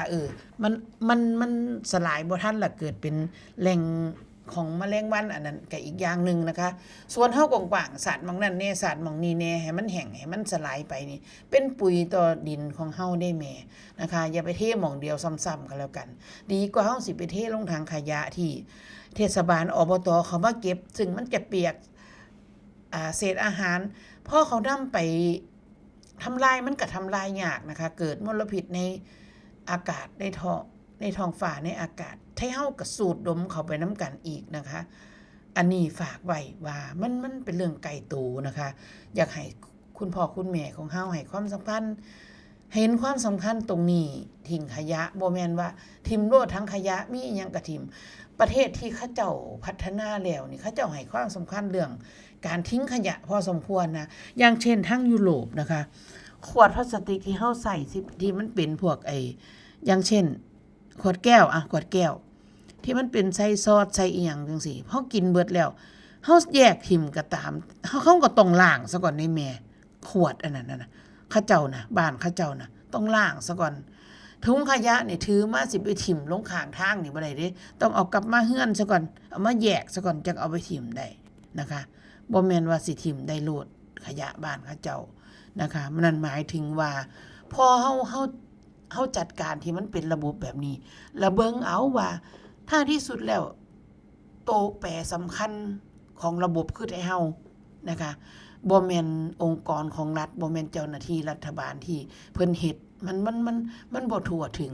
มันเลยจำเป็นต้องได้รับความร่วมมือจากไทเฮานี่ล่ะมันชาวบ้านตัวน้อยๆนี่ล่ะนะคะฟันเฟืองตัวน้อยๆนี่ล่ะจังสิสามารถหมุนเครื่องจักรตัวนี้ไปได้แบบสมูทนะคะอันนี้ก็ได้นะคะพอเขาเจ้าแยกแยะแบบนั้นได้แล้วนี่เขาสามารถที่สินำขยะเหล่านั้นมาแปลงสภาพเป็นพลังงานที่ใส่ในชีวิตประจำวันได้เช่นพวกถุงพลาสติกเขาเจ้าก็เอามากันเป็นน้ำมันได้นะคะที่มันเหลือจากนั้นก็เป็นแก๊สที่มันเหลือจากนั้นก็เป็นปุ๋ยที่มันเหลือจากนั้นก็เอามารีไซเคิลเป็นของใส่ได้อีกฉะนั้นโลกนี้ก็จะลดขยะลงก็อย่างเช่นอนุสรณ์ที่เคยได้เว้าว่าเทศบาลตำบลบางโคนเฮาก็เป็นโมเดลที่เป็นตัวอย่างหนึ่งคือกันในการแยกขยะนะคะนายกเพิ่นพาชาวบ้านที่เฮาได้เฮ็ดก็เป็นสิ่งหนึ่งที่เฮาสมควรภาคภูมิใจนำไปสู่ในชุมชนของเฮาที่ชุมชนที่เล็กๆน้อยๆของเฮาต่อไปนะคะเพิ่นพาแยกขยะเพิ่นนำความรู้ในการว่าแยกขยะจังไดแม้แต่กระทั่งไปพานักเรียนในโรงเรียนเฮ็ดแยกขยะแล้วก็เอาขยะมาขายเพิ่นก็รับซื้อขยะให้เด็กน้อยนะคะแยกเป็นอันนี้ขวดนะอันนี้พลาสติกนะอันนี้ขยะรีไซเคิลนะอันนี้ขยะแก้วนะเอานำมาขายให้กับเทศบาลของพังโคนเฮาเนี่ยนายกเทศบาลเพิ่นพาเฮ็ดนะคะอันนี้ก็เป็นสิ่งที่ดีอนุสรณ์ได้ฟังบทสัมภาษณ์นะคะของเพิ่นก็สัมภาษณ์ออกรายการโทรทัศน์นำพุ่นละนะคะอันนี้ก็เป็นสิ่งที่เฮาสมควรที่จะเอาเป็นแบบอย่างนะคะญาติธรรมของเฮาทั้งไกลได้ยินอยู่สามารถที่จะเอาไปเป็นแบบอย่างได้นะคะ บ่ว่าเฮาสิอยู่ในเขตเทศบาลหรือเปล่าก็ตามนะคะพี่น้องเฮานี่สวนยางหลายๆนี่ขยะเปลือกไม้เปลือกหยังเอาไปเทไปสาดไปอย่าไปเทหม่องเดียวซ้ำๆเพราะว่ามันสิย่อยสลายบ่ทันแล้วมันสิเป็นแหล่ง เพาะแมลงวันก็แค่นั้นเองนะคะเฮาเทยาๆไปให้มันแห้งให้มันฉะนั้นมันก็เป็นปุ๋ยกับดินเฮาลด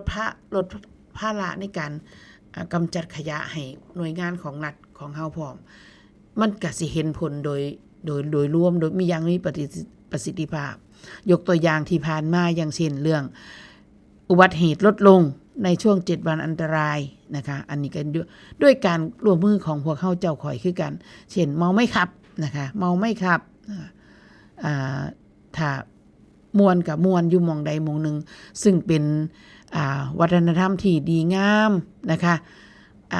ในวันมหาสงกรานต์ของเฮาขออนุโมทนาบุญกับญาติธรรมของเฮาหลายๆท่านนะคะมื้อนึงได้เบิ่งข่าวนะคะทางจังหวัดเพชรบูรณ์เพิ่นพากันออกมา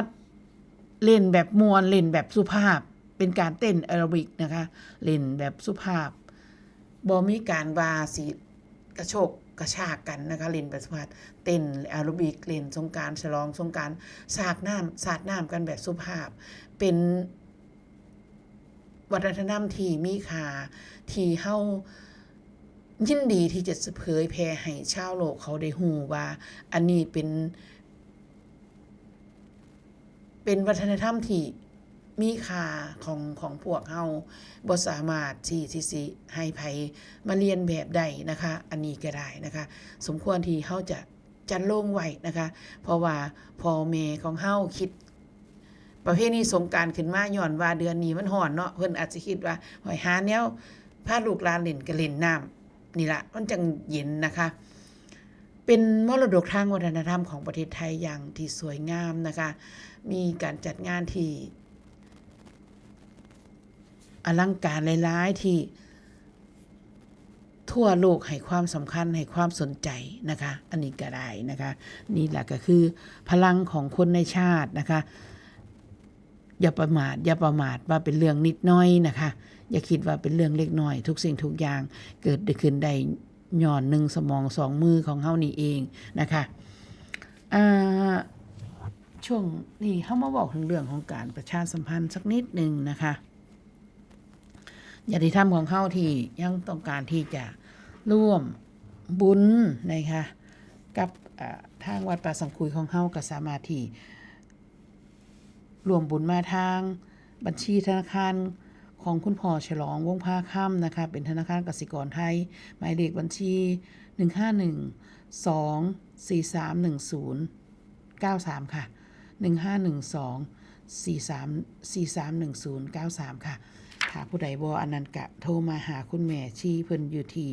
สถานีนี้ได้นะคะบ่ว่าสิเป็นคุณแม่ชีภาก็ได้นะคะเจ้าหน้าที่ทางโรงครัวคุณแม่ชีทองเพียรก็ได้นะคะคุณแม่ชีดอกเกตนะคะผู้เพิ่นดูแลสถานีนะคะหรือโทรผ่านคุณแม่ครูเกตชลินก็ได้นะคะเป็นเรื่องที่เฮาก็ร่วมด้วยช่วยกันนะคะบ่ได้เป็นหยังสมควรที่ยินดีที่สิเป็นสะพานบุญนะคะแม้กระทั่งอนุสรณ์คือกันนะคะก็สามารถที่จะพันมายังอนุสรณ์ก็ได้คือกันอนุสรณ์ก็ยินดีที่สิเป็นสถานพานบุญให้ทุกท่านทุกคนนะคะบอกเพราะว่าเฮาสถานีวิทยุของเฮาบ่ได้มีรายได้จากการโฆษณาอีหยังต่างๆบ่ได้มีสปอนเซอร์นะคะเฮาก็อยู่ได้โดยการที่ร่วมโดยช่วยกันของพวกเฮาทุกท่านทุกคนเพราะว่าสถานีวิทยุเป็นตัวที่มีค่าใช้จ่ายหลายที่สุดบ่ว่าสิเป็นเรื่องแอร์คอนดิชั่นก็ต้องเปิดให้แม้แต่กระทั่งเครื่องทรงก็ต้องเปิดแอร์นะคะฉะนั้นค่าใช้จ่ายในเรื่องของค่าไฟหลายพอสมควรนะคะแต่ว่าเฮาต้องการที่จะจัดโรงไว้สถานีวิทยุแห่งนี้ก็เลยต้องมีการว่าซอยเหลือไว้รวมด้วยช่วยกันจึงได้หลวงพ่อเพิ่นจึงได้ปรารภเรื่องพระป่าน้อยขึ้นนะคะซึ่งพระป่าครั้งนี้ก็เป็นต้นที่5ในวันที่1พฤษภาคมปีพุทธศักราช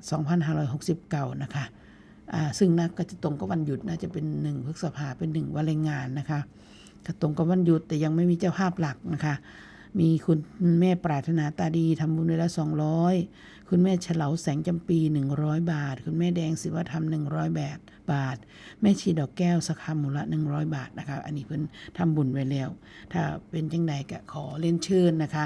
เรียนเชิญเพื่อนกัลยาณมิตรทุกท่านทุกคนนะคะรวมด้วยช่วยกันบุละเล็กบุละน้อยนะคะมาพบพอกันในวันที่1พฤษภานะคะเป็นพรรษามาเป็นผ้าป่าต้นที่5นะคะในการที่ร่วมด้วยช่วยกันที่ได้เฮาเฮ็ดมาปีนี้เขาปีที่2แล้วนะคะอันนี้ก็นอกจากนี้นะคะนอกจากนี้ก็จะมีอีกกิจกรรมหนึ่งของในเดือนพฤษภานะคะในวันที่11พฤษภานะคะก็จะเป็นงานฮดสงฆ์พระเถระพรรษา10นะคะที่วัดป่าบ้านสังขุยตำบลบางโคนอำเภอบางโคนจังหวัดสกลนครของเฮานะคะมาโหดมาสงครูบาอาจารย์ผู้เพิ่นอยู่ได้พรรษาที่10นะคะอันนี้ก็เป็นการอุปถัมภ์อุปถากเพิ่นนะคะรวมด้วยช่วยกันในการที่จะดูแลรักษาครูบาอาจารย์เนาะมันก็หาได้ยากให้กำลังใจเพิ่นในการที่เฮานี่ละญาติโยมลูกศิษย์ลูกหาแสดงมุทิตาจิตนะมารวมโดยช่วยกันในวันที่11พฤษภาคมนะคะผู้ใดบ่เข้าใจก็โทรมาถามได้นะคะบางทีอาจจะเข้าใจคลาดเคลื่อนอย่างเช่นวันที่14ที่ผ่านมาก็มีคนเข้าใจคาดเคลื่อนว่าเป็นงานฮดสงฆ์อันนี้คือกันนะคะซึ่งอันนั้นมันเป็นวันมหาสงกรานต์นะคะฮดสงฆ์พระเป็นวันมหาสงกรานต์บ่ได้เกี่ยวกันกับฮดสงฆ์พระเถระนะคะคนละงานนะคะมีคนเข้าใจคาดเคลื่อนคือกันนะคะอันนี้ก็ผู้ใดบ่เข้าใจผู้ใดสงสัยก็โทรมาสอบถามรายละเอียดได้นะคะกับเจ้าหน้าที่ทุกท่านบ่ว่าสิเป็นคุณแม่ที่อนุสรณ์ได้กล่าวถึงไปเมื่อกี้นี้นะคะผู้ใดมีเบอร์โทรใดก็ได้หรือโทรมาสถานีวิทยุของเฮาก็ได้042090271นะคะบ่ว่าสิเป็นช่วงรายการใดก็บ่เป็นหยังนะคะโทรมาสอบถามถ้ามีคุณพ่อคุณแม่ผู้เพิ่นจัดรายการเป็นดีเจอยู่ในนี้เพิ่นก็สามารถให้คำตอบกับทุกท่านทุกคนได้นะคะว่าเป็นเรื่องแบบใดนะคะเฮาก็สามารถที่จะโทรมาถามได้ตลอดเวลานะคะเฮานึกถึงสงสัยอีหยังก็โทรมาถามได้นะคะปีเดือนนี้บ่ทันได้มีเจ้าภาพผ้าป่าของเฮานะคะเลื่อยไปถึงเดือนปลายเดือน31พฤษภาก็น่าจะเป็นวันเดี๋ยวขออนุญาตเบิ่งปฏิทินแป๊บนึงจ้ะ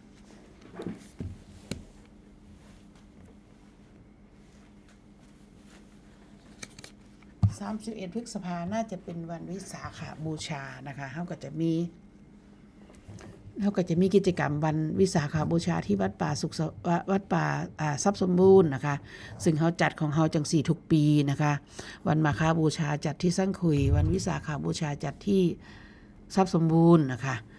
อันนี้เป็นกิจกรรมที่หลวงพ่อเพิ่นปรารภขึ้นมาให้มีในทุกวัดนะคะเพราะว่าเฮามีวัดแล้วมันก็ต้องมีกิจกรรมอีกอย่างที่เป็นให้ความรู้ให้ประโยชน์กับสังคมกับชุมชนนั่นพอสมควรนะคะบ่แม่นสิสร้างวัดขึ้นมาซื่อๆนะคะเพิ่นบอกว่าจังซี่นั่นเฮาก็ขอเรียนเชิญทุกท่านทุกคนนะคะแต่ว่าในเรื่องของงานปฏิบัติธรรมที่วัดทรัพย์สมบูรณ์ยังไม่ชัดว่าจะจัดกี่วันนะคะเพราะว่าพระอาจารย์เพิ่นก็กังวลเรื่องว่าถ้าจัดหลายอากาศมันก็ร้อนพร้อมนะคะสิ่งหนึ่งที่เฮาประสบปัญหามาตลอดทั้งวัดทรัพย์สมบูรณ์ก็คือน้ำบ่ค่อยพอใส่ปานใดถ้าถึงฮอดเดือนเมษาพฤษภานะคะเพิ่นก็เลยยังบ่ได้ว่าสิจัดจักมื้อนะคะก็เบิ่งก่อนหรือหลังจากนี้ฝนอาจจะตกนะคะก็บ่แน่นะคะฉะนั้นก็บอกไว้ก่อนว่าวันที่31พฤษภานะคะว่าไว้นี่มันก็เวลาผ่านไปรวดเร็วเนาะค่ะบ่อีกบ่โดนเด้เนาะอีกบ่โดนแพ้ข้าวเดียวมื้อนี้ก็ผ่านมาถึงวันที่18ล่ะเดือนเมษาก็ได้นะคะก็อีกเดือนนึงก็จะถึงกิจกรรมที่เว้ามานี่นะคะเฮากับประชาสัมพันธ์กันไว้เนิ่นๆนะคะผู้ใดญาติธรรมของเฮาได้ยินได้ฟังก็อาจสิได้เตรียมตัวนะคะถ้าไปรู้จ่อๆอาจสิเตรียมตัวบ่ทันนะคะ มันมีบุญมีงานก็สมควรอยู่เด้แม่ที่ว่าเฮากับมันร่วมบุญใหญ่นำเพิ่นจักเทื่อหนึ่งบ่ว่าสิเป็นเรื่องวันมาฆบูชาวันวิสาขบูชาเพิ่นจัดวันปฏิบัติธรรมอยู่ศรีจันทร์ปฏิบัติธรรมอยู่สุขสวัสดิ์จังซี่เฮาก็สมควรที่จะไปร่วมเพิ่นอยู่เพราะว่าเฮาก็มันเป็นเรื่องที่ต้องขนขวายเนาะแม่เนาะมันหาได้ยากอยู่เด้บ่แม่นว่าสิเกิดขึ้นได้ง่ายๆการที่เฮาได้เอาตัวเขามาใกล้ชิดกับพระธรรมเพราะว่ากิเลสมันครอบงำเฮาอยู่แล้วมันหลายเหตุผลที่สิมาเข้าข้างว่าโอ้ยไปบ่ได้ดอกยากอันนั้นยากอันนี้มันหลายเหตุผลหลายเหตุหลายผลที่มันมาเฮ็ดให้เฮาเป็นไปกับมันแบบนั้นเพราะว่ามันบ่เคยเชื่อว่าความที่เฮาบ่ยึดมั่นถือมันน่ะมันมีอยู่จริงมันบ่เคยเชื่อว่าอันที่เฮาเฮ็ดอยู่นี่มันคือยึดมันคือบ่รู้จักปล่อยวางมันบ่เชื่อมันก็ต้องเฮ็ดมันก็ว่ามันก็เป็นเรื่องของหน้าที่ของเขาเขาทำหน้าที่ของเขาแต่ว่าถ้าเฮาเจ้าข่อยสิฝืนออกมาบ่สินำเจ้าของฝืนออกมาจากตรงนั้นบ่จากวัฏฏะวนตรงนั้นบ่เพื่อเขามาสู่ในอีก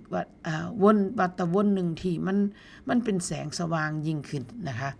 นำสู่พวกเฮาเจ้าข่อยไปสู่ความที่มันพ้นทุกข์ได้นี่โดยที่เฮาจะต้องเป็นผู้ที่ลงมือเฮ็ดเองลงมือปฏิบัติเองลงมือทำเองนี่เฮาสิเป็นผู้นั้นบ่นะคะหรือเฮาสิปล่อยให้เจ้าของจมปักอยู่กับ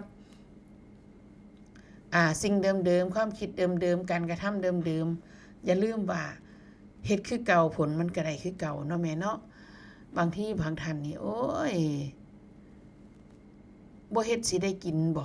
มันว่าแม่นบ่เฮ็ดบ่สิได้กินบ่ก็ได้กินอยู่แม่จังยกตัวอย่างเช่นบ่ฆ่าสัตว์ตัดชีวิตจังซี่ก็ได้กินอยู่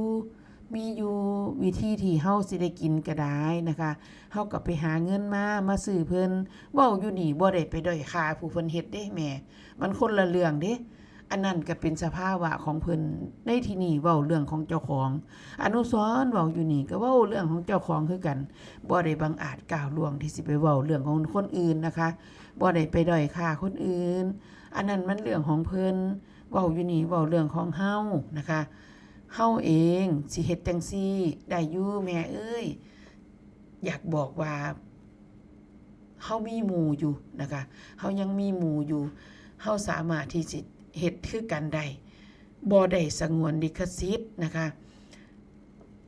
ท้ายที่สุดแล้วมันก็อยู่ได้อยู่อย่างเช่นบ่มีกูนี่สุสิอยู่ได้อยู่บ่นี่บ้านซองเฮือนซ่านนี่บ่มีเฮาเขาก็อยู่ได้อยู่แม่เอ้ยนะคะสมควรแล้วเฮาก็สิมอบเว้นเค้นให้เขา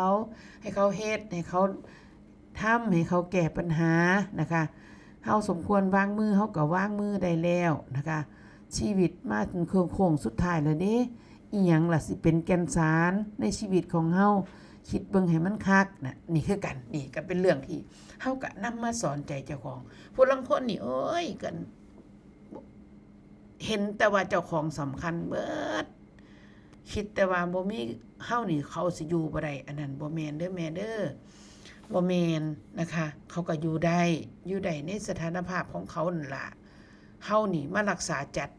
ใจของเฮานี่มารักษาจิตมารักษาใจของเฮานี่อย่าให้มันถูก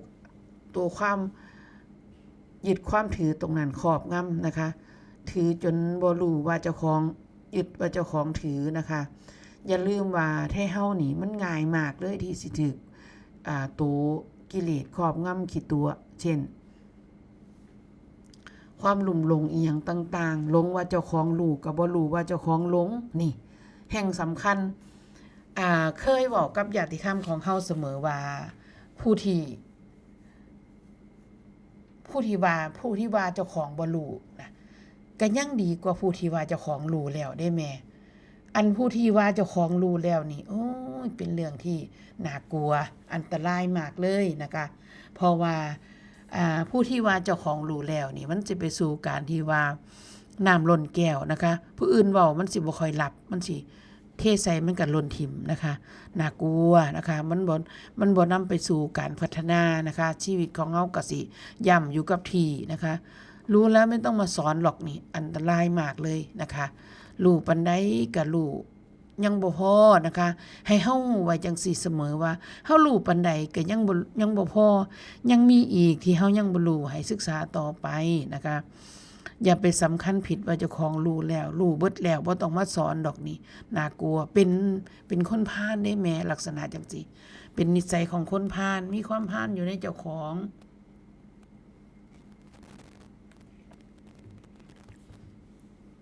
ฝากไว้นะคะ ฝากไว้ว่าเฮาอย่าได้ไปลงผิดเด้อถึงเฮาสิรู้ปานใดก็ฮู้ยังบ่เบิดแม่เอ้ยอย่างเช่นว่าอ๋อแม้แต่กระทั่งเฮาเข้าใจในสิ่งที่เพิ่นเว้าเพิ่นว่าอ๋อเฮาค่ะอ๋อมันเป็นแบบนี้นี่เองเหรอมันก็ยังมีอีกได้แม่มันยังมีอีกเข้าไปในสเต็ปหนึ่งอย่างเช่นที่เพิ่นเว้าว่ากิเลสหยาบๆกิเลสละเอียดเข้าไปเช่นมันหยาบแม่นบ่มันก็ปล่อยด่าหายยากแม่นบ่มันเว้าออกมาถ้ามันละเอียดเข้าไปมันก็คิดเด้มันก็คิดบ่ดีมันบ่ได้เว้าดอกแต่มันคิดอยู่ในใจนั่นก็อันเดียวกันได้แม่ลึกเข้าไปกระตูเฮาอีกเป็นคนคิดบัดนี้แม่นบ่ฉะนั้นบ่ว่าสิเป็นคิดบ่ว่าสิเป็นมโนกรรมกายกรรมวจีกรรมเป็นกรรมของเฮาเบิดเลยนะคะนี่เห็นบ่แต่กี้ฉันคิดฉันไม่ได้ว่าอะไรนี่ฉันก็แค่คิดนี่มันก็คิดจังซี่มันบ่แต่อย่าคิดอย่าแต่ให้รู้ไว้ว่าแม้แต่กระทั่งคิดก็เป็นกรรมของเฮามันอาจสิบ่ได้โพ่งออกมาเบียดเบียนคนอื่นแต่อย่าลืมว่ามันก็เบียดเบียนเจ้าของเพราะจิตแบบนั้นคิดแบบนั้นเป็นอกุศลจิตนะคะถ้าสมมุติว่าเฮาตายตอนที่จิตเฮาคิดแบบนั้นตกนรกได้แม่ เป็นกุศลจิตเด้ทุกขติปฏิกังขาทันทีเลยเด้เฮารู้บ่ล่ะบัดนี้เห็นบ่มันละเอียดเข้าไปแม้แต่กระทั่งเว้าอยู่นี่อนุสรณ์เว้าอยู่นี่กะบ่ทันเห็นดอกแม่เอ้ยเพียงแต่เข้าใจจากไสเข้าใจจากเหตุครูบาอาจารย์คือกันนะคะจังว่าอนุสรณ์ได้เชิญชวนญาติธรรมของเฮาทุกท่านทุกคนให้หันมาฟังเด้อฟังเทศน์หลวงพ่อฟังหลายๆฟังซ้ำๆการเทศน์กันเก่านั่นล่ะฟังแต่ละเทื่อเฮาสิได้แต่ละมุมเฮาสิได้แต่ละคำเว้าซึ่งหลายต่างแตกต่างกันไปนะคะบ่แม่นว่าสิฟังแล้วแฮงงุ่นง่านบ่แม่นแบบนั้นถ้าฟังแล้วแฮงงุ่นง่านโอ้ยฟังมาหลายก็บ่เข้าใจเพราะว่าเฮาบ่ได้พิจารณาตามมันก็เลยเกิดความงุ่นง่านในนั้นนะคะบ่เข้าใจบ่ได้ดังใจถ้าเฮาพิจารณาตามมันสิมีความเข้าใจเกิดขึ้นนะคะความเบื่อหน่ายสิบ่มีได้แม่ความเบื่อหน่ายในการพิจารณาสิบ่เบื่อหน่ายมันสิเฮ็ดให้เฮาแฮ่งพิจารณาเฮาอยากเข้าใจให้มันละเอียดยิ่งขึ้นเข้าไปเรื่อยๆนะคะอย่างเช่นคือจังเว้ามานี่เฮาบ่ได้เว้าเปล่งวาจาที่มันบ่ดีออกมาแต่ว่าเฮาผัดคิดนี่เฮาคิดของเฮาบ่ว่าสิเป็นเปล่งออกมากับคิดนี่เป็นกรรมของเฮาทั้งสองอันแหมนี่เห็นบ่เป็นกรรมของเฮาและเป็นบาปกรรมพร้อมนี่เฮารู้บ่ล่ะฉะนั้นเฮาก็เลยต้องได้กระทำความเข้าใจกับตรงนี้ให้มากๆยิ่งขึ้นไปผู้ใดติดอันใดมาขอความรู้ความเห็นจากครูบาอาจารย์นะคะหรือเฮาก็ทำไว้ในใจภาวนาธรรมวิจยะโยนิโสมนสิการอยู่หั่นแล้วก็ฟังเทศต่อไปมันสิมีจักมื้อนึงเฮาสิฟังเทศครูบาอาจารย์ที่มันสิไปไขข้อของใจอันนั้นของเฮาโดยอัตโนมัติโดยปริยายโดยที่เฮาบ่ได้ต้องไปตั้งเงื่อนไขอีหยังดอกแม่มันสิพบเองมันสิพอเองนะคะมันสิเกิดขึ้นให้เฮาได้รับรู้เองอันนี้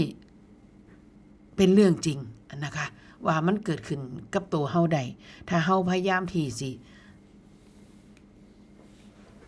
ตั้งใจในการที่สินำคำเทศคำบอกของครูบาอาจารย์มาพัฒนาศักยภาพจิตมาพัฒนาศักยภาพพฤติกรรมของเฮาทั้งหลายนะคะการที่เฮาคิดอีหยังต่างๆมันด่วนมันง่ายมากที่เฮาสิสรุปตามกิเลสของเฮาแต่ถ้าเฮานำธรรมะมาเป็นตัวจับบัดนี้มันก็สิเป็นตัวหนึ่งที่ป้องกันอย่างเช่นเพิ่นสิเว้าเสมอว่าธรรมะย่อมรักษาผู้ปฏิบัติธรรมนะคะธรรมะมันสิควบคุมของเฮาโดยอัตโนมัติควบคุมพฤติกรรมของเฮาโดยอัตโนมัติเพราะว่าแต่ถ้าเฮาเอากิเลสเจ้าของเป็นบรรทัดฐานเป็นตัวควบคุมบัดนี้มันง่ายมากเลยที่มันสิเข้าข้างเจ้าของนะคะซึ่งอันนั้นก็คือกิเลสล้วนๆนะคะฉะนั้นก็เลยต้องได้หันเขาว่าฟังครูบาอาจารย์เทศนี่แหละนะคะเขาว่าฟังครูบาอาจารย์เทศสอนอีหยังต่างๆบ่ว่าสิเป็นผู้ใดก็แล้วแต่ได้ประโยชน์ทั้งนั้นนะคะผู้ใดได้ประโยชน์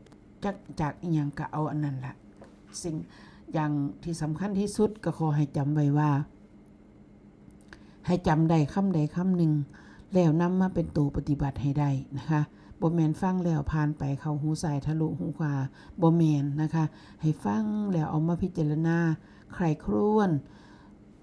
จังว่าเพิ่นมีคำว่าโยนิโสมนสิการบ่ว่าสิเป็นอีหยังกะยานะคะในเทศการหนึ่งของหลวงพ่อที่เพิ่นเทศไว้2ชั่วโมงมันสิมีหลายๆคำที่เฮาฟังแล้วหลุดบ่ได้ฟังบ่ได้ยิน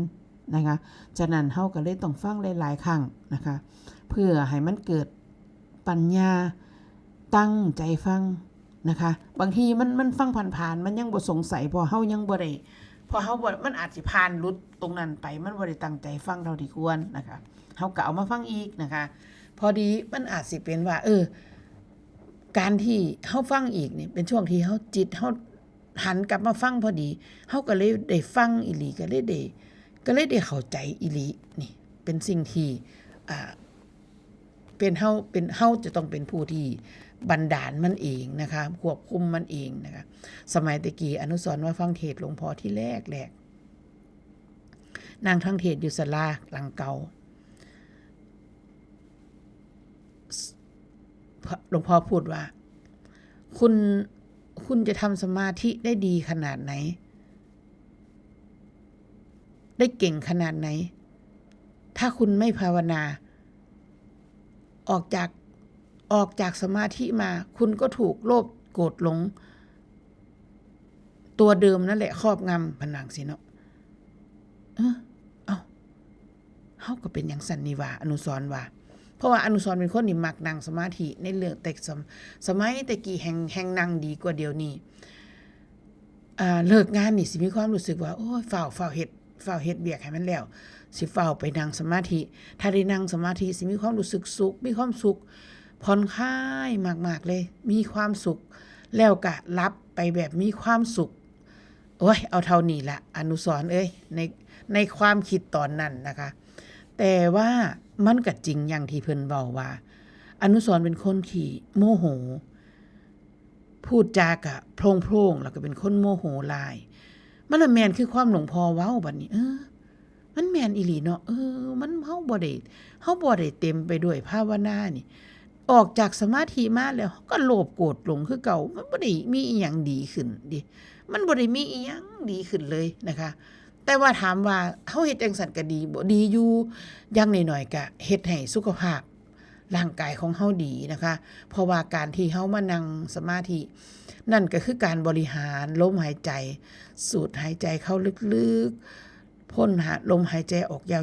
วๆนี่มันก็เป็นเรื่องที่การฝึกลมปราณไปในรูปแบบนึงก็ดีนะคะก็ดีต่อสุขภาพของเฮาแต่ว่าท้ายที่สุดแล้วมันก็บ่หนีจากการถูกครอบงำของอวิชชาคือเก่านะคะอย่างเช่นก็คือเว้านี่แล้ว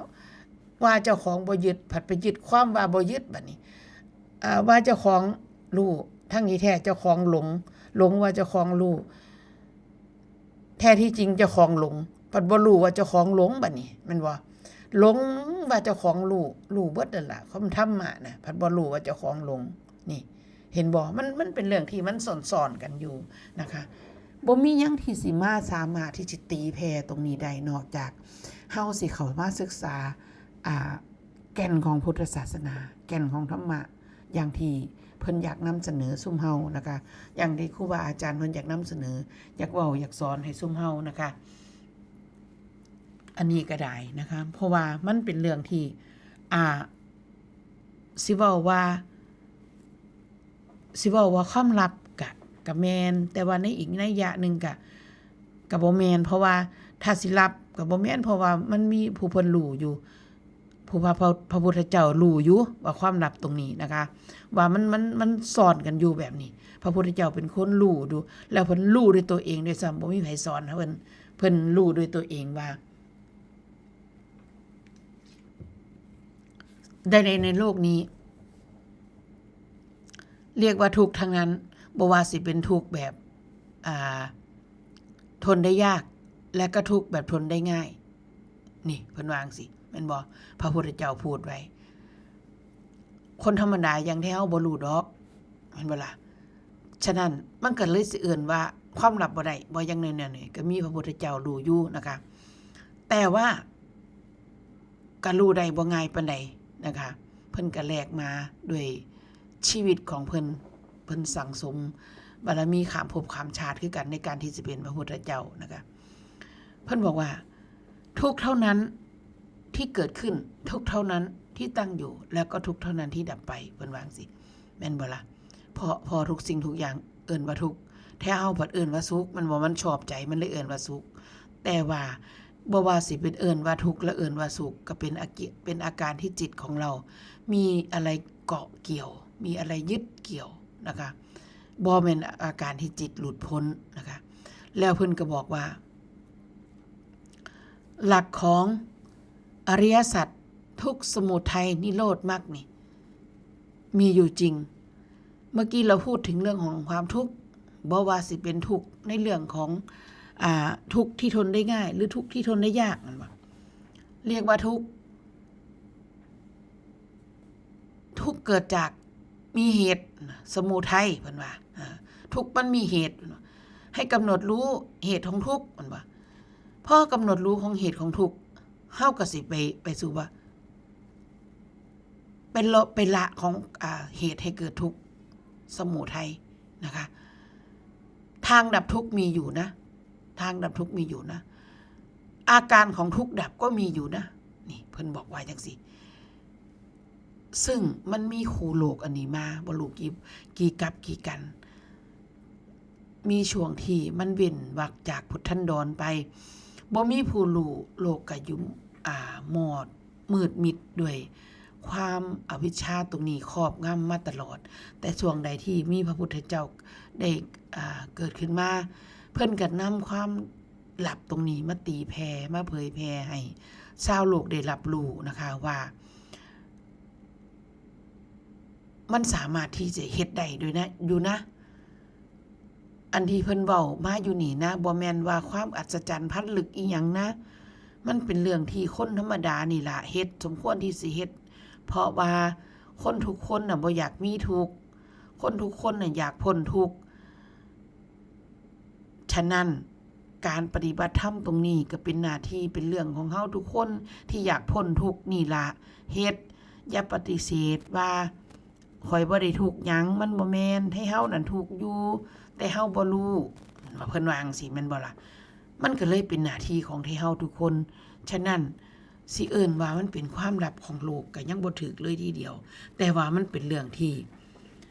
เห็นบ่ได้ง่ายปานใดเท่านั้นล่ะแต่ว่าเฮาทุกคนก็สามารถเห็นตามพระพุทธเจ้าได้เพราะว่าเพิ่นบอกว่าอาการของทุกข์ดับนะบ่แม่นจดลิขสิทธิ์แต่เพิ่นมีเพิ่นผู้เดียวสามารถรู้ได้เพิ่นบ่ได้ว่าแบบนั้นทุกคนสามารถรู้ได้ทุกคนสามารถรู้ได้โดยการปฏิบัติเอาอย่างง่ายๆบ่ต้องไปพูดถึงเรื่องว่าสิขนาดนั้นนะคะอย่างเช่นให้เฮานี่ มื้อนี้เกิดตื่นขึ้นมามีอาการที่รู้สึกอึดอัดคนข้องมองใจเนาะให้เฮาบ่รู้ว่ามันเป็นหยังแต่ถ้าเฮาภาวนาไปจนรู้ว่าสาเหตุของมันคืออีหยังนี่อาการตรงนี้สิผ่อนคลายไปได้แม่สิผ่อนคลายไปได้นะคะเฮาสิบ่ได้ไปลุ่มหลงน้ำมันเด้ว่ามันแห่งทุกข์ฮักก็แห่งซ้ำแห่งวกวนอยู่หั่นเพิ่นว่าอันแห่งทุกข์ก็แห่งยากเนาะเพิ่นว่าเบิดปัญญาก็แห่งค่าความคิดเพิ่นว่ามันเป็นของคู่กันนะคะพอเฮามีปัญญานี่มันสิบ่ฆ่าความคิดเจ้าของเด้อันที่เฮาฆ่านี่มันคือฆ่าความคิดเจ้าของบัดนี้เฮาพากันพิจารณาไปว่าอีหยังเป็นสาเหตุที่เฮาให้รู้ที่เฮ็ดให้เฮารู้สึกว่างุดหงิดงุนง่านบ่มีความสุขในมื้อนี้เฮาไปพิจารณาเห็นอาการเห็นสาเหตุของมันแล้วอาการเหล่านี้สิช่วยผ่อนคลายลงได้แม่อันนี้เป็นเรื่องจริงอนุสรณ์เคยเฮ็ดเบิ่งนะคะบัดนี้เฮาก็บ่ได้เฮ็ดย้อนว่าอวดเฮาอวดเก่งอีหยังดอก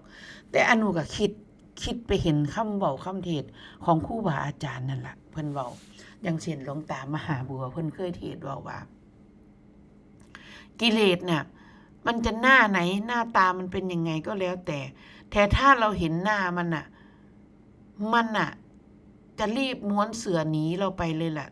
โดยที่เราไม่ต้องไปทำอะไรมันหรอกเพิ่นว่านั่นเห็นบ่โอ้มันก็เป็นอาการแบบนี้ล่ะแม่เห็นบ่นั่นคือการที่เฮานำคำเทศน์คำบอกของครูบาอาจารย์มาไว้ในใจมาจอบเบิ่งขออนุญาตใส่คำบอกของคุณแม่ชีลำดวนเพิ่นว่าธรรมะจอบเบิ่งนะคะมาจอบเบิ่งหลวงพ่อใช้คำว่าเฝ้าดูนะคะอันเดียวกันนะคะมาเฝ้าเบิ่งนี่มันเฮาสิเห็นอาการแบบนั้นเลยได้แม่นะคะธรรมะนี่ใช้ได้เบิดกับทุกอย่างทุกกรณีบ่ว่าสิเป็นเรื่องของการพูดถึงธรรมะดับทุกข์ที่มันละเอียดเข้าไปลึกๆถึงสภาวะถึงอาการของจิตนะที่มันละเอียดเข้าไปเพราะว่าอย่าลืมว่าสิ่งที่หลวงพ่อเพิ่นอธิบายเพิ่นเว้านั่นเพิ่นเอาอาการของจิตมาเว้านะคะฉะนั้นอนุสรณ์เคยบอกคุยกับญาติธรรมของเฮาเสมอว่าเฮาอย่าไปมีปัญหาและอย่าไปเอาธรรมะ2ฝั่งมาอธิบายซึ่งกันฝั่งนึงก็คือธรรมะโลกุตระกับฝั่งนึงธรรมะโลกิยะนะคะอย่าเอา2ฝั่งมาอธิบายซึ่งกันและกันมันสิขัดแย้งกันนะคะถ้าเฮายังไปบ่ถึงถ้าเฮายังบ่รู้ว่าโลกุตระคืออะไรเฮาก็อย่าเพิ่งปฏิเสธรับมาไว้เรียนรู้ไปนะคะมันจังสิบ่ขัดแย้งกันสมมุติว่าเพิ่นเว้าจังสิมันแปลว่าจังไดเนาะก็รับมาซะก่อนแต่กี้ขาน้อยก็บ่เข้าใจเด้ว่าอันเพิ่นเว้าว่ากิเลสหน้าใดมันก็ย้านเฮาเบิดแล้วมันก็ม่วนเสื้อนี้ไปเบิดหั่นน่ะเนี่ยขาน้อยก็บ่เข้าใจแต่ว่ามันก็เป็นแค่คำเว้าของเพิ่นซื่อๆเฮาก็ฟังมาเฮาก็ฟังไว้แม่นว่าเฮาฟังไว้บ่เข้าใจแต่ว่าเฮาบ่ได้ปฏิเสธเฮาบ่ได้โต้แย้งเฮาบ่ได้ขัดแย้งเฮาบ่ได้ด้อยค่าคำเว้าของครูบาอาจารย์เพราะว่าปัญญาเฮายังบ่ถึงเฮาบ่เข้าใจนะคะฉะนั้นคือจังหลวงพ่อเพิ่นสอนเฮาคู่มือนี่มันจะมีหลายคำน่ะที่เฮาบ่เข้าใจแต่เฮาก็อย่าเฝ้าไปขัดแย้งอย่าเฝ้าไปโต้แย้งนะคะอย่าเฮารับมาไว้ซะก่อนเพราะปัญญาเฮายังบ่ถึงเฮายังบ่รู้เฮายังบ่เข้าใจในความหมายของภาษาธรรมนะคะแต่ส่วนครูบาอาจารย์เพิ่นเข้าใจในธรรมะโลกุตระแล้วเพิ่นบ่ได้มีปัญหากับโลกิยะหรอกเพิ่นรู้ดีที่เฮาเว้าไปด้วยภูมิปัญญาซำใดเพิ่นรู้ดีอุปทานง่ายๆก็คือปากก็เห็นลิ้นไก่นั่นล่ะแม่เพิ่นรู้ดีเพิ่นบ่ได้มีปัญญาหาเฮาเว้าด้วยอาการแบบใดเพิ่นรู้ดีนะคะฉะนั้นอันนี้บ่ได้ยากนะคะแต่ว่ามันสิยากอยู่นำที่เฮาเจ้าข่อยบ่ทันเข้าใจธรรมะโลกุตระนะคะก็ไปขัดแย้งไปเว้าให้เพิ่นว่าจักเพิ่นเว้าหยังเว้าบ่ถูกสอนบ่ถูกพ่อแม่บ่มีเว้าจังได๋พ่อแม่เฮาก็มีอยู่นี่เห็นบ่มันสิแย้งเพิ่นแล้วท้ายที่สุดถ้าเฮาขัดแย้งจังซั่น มันสิตัดโอกาสในการที่เฮาทำคุณงามความดีสั่งสมบารมีอีหยังต่างๆนะคะเพราะว่าเฮาสิถ้าเฮาเห็นดีเฮาก็สิเฮ็ดดีแม่นบ่ล่ะแต่ถ้าเฮาแย่งเฮาก็สิเฮ็ดหยังก็บ่ถูกหูถูกตาไปเบิดเด้แม่นบ่จิตเฮาก็สิเป็นอกุศลพอจิตเป็นอกุศลเฮ็ดอีหยังต่างๆออกมามันก็เป็นอกุศลเบิดนั่นล่ะนะคะฉะนั้นเฮาก็คอยไปคอยมาแล้วแม่เนาะคอยศึกษาเฮาบ่รู้เด้ซะเฮาก็ต้องฟังผู้เพิ่นรู้นะคะอย่าเฮ็ดหยังที่มันแบบพิลั่นพิลึกอย่าเฮ็ดหยังที่มันสุดโต่งนะคะเฮ็ดหยังก็ให้มันพอดีพองามบ่แม่นว่าสิจับคำเว้าครูบาอาจารย์แล้วไปเฮ็ดอีหยังที่มันเป็นพิลึกพิลั่นเป็นแปลกๆไปมันบ่แม่นนะอนุสรณ์เคยเว้าให้ญาติธรรมของเฮาฟังเสมอมีอยู่ว่าเคยมีญาติธรรมของเฮาผู้หนึ่งนะเพิ่นว่าหลวงพ่อบอกว่าช่วงนี้ปิดวาจาว่าซั่นเพิ่นลดเอากระดาษกาวปิดปากออกมาครัวอีแม่ย้อนว่าปิดวาจาขน้อยเลยเว้าว่าโอ้ยแม่เจ้าก็อย่าเฮ็ดจังซั่นมันบ่แม่นนะคะปิดวาจาบ่แม่นสิไปปิดปากแบบนั้นนะคะคนเฮาถ้าคุยกันแล้วมันได้สติปัญญาคุยเบิดมือเพิ่นก็บ่ได้ว่าหยัง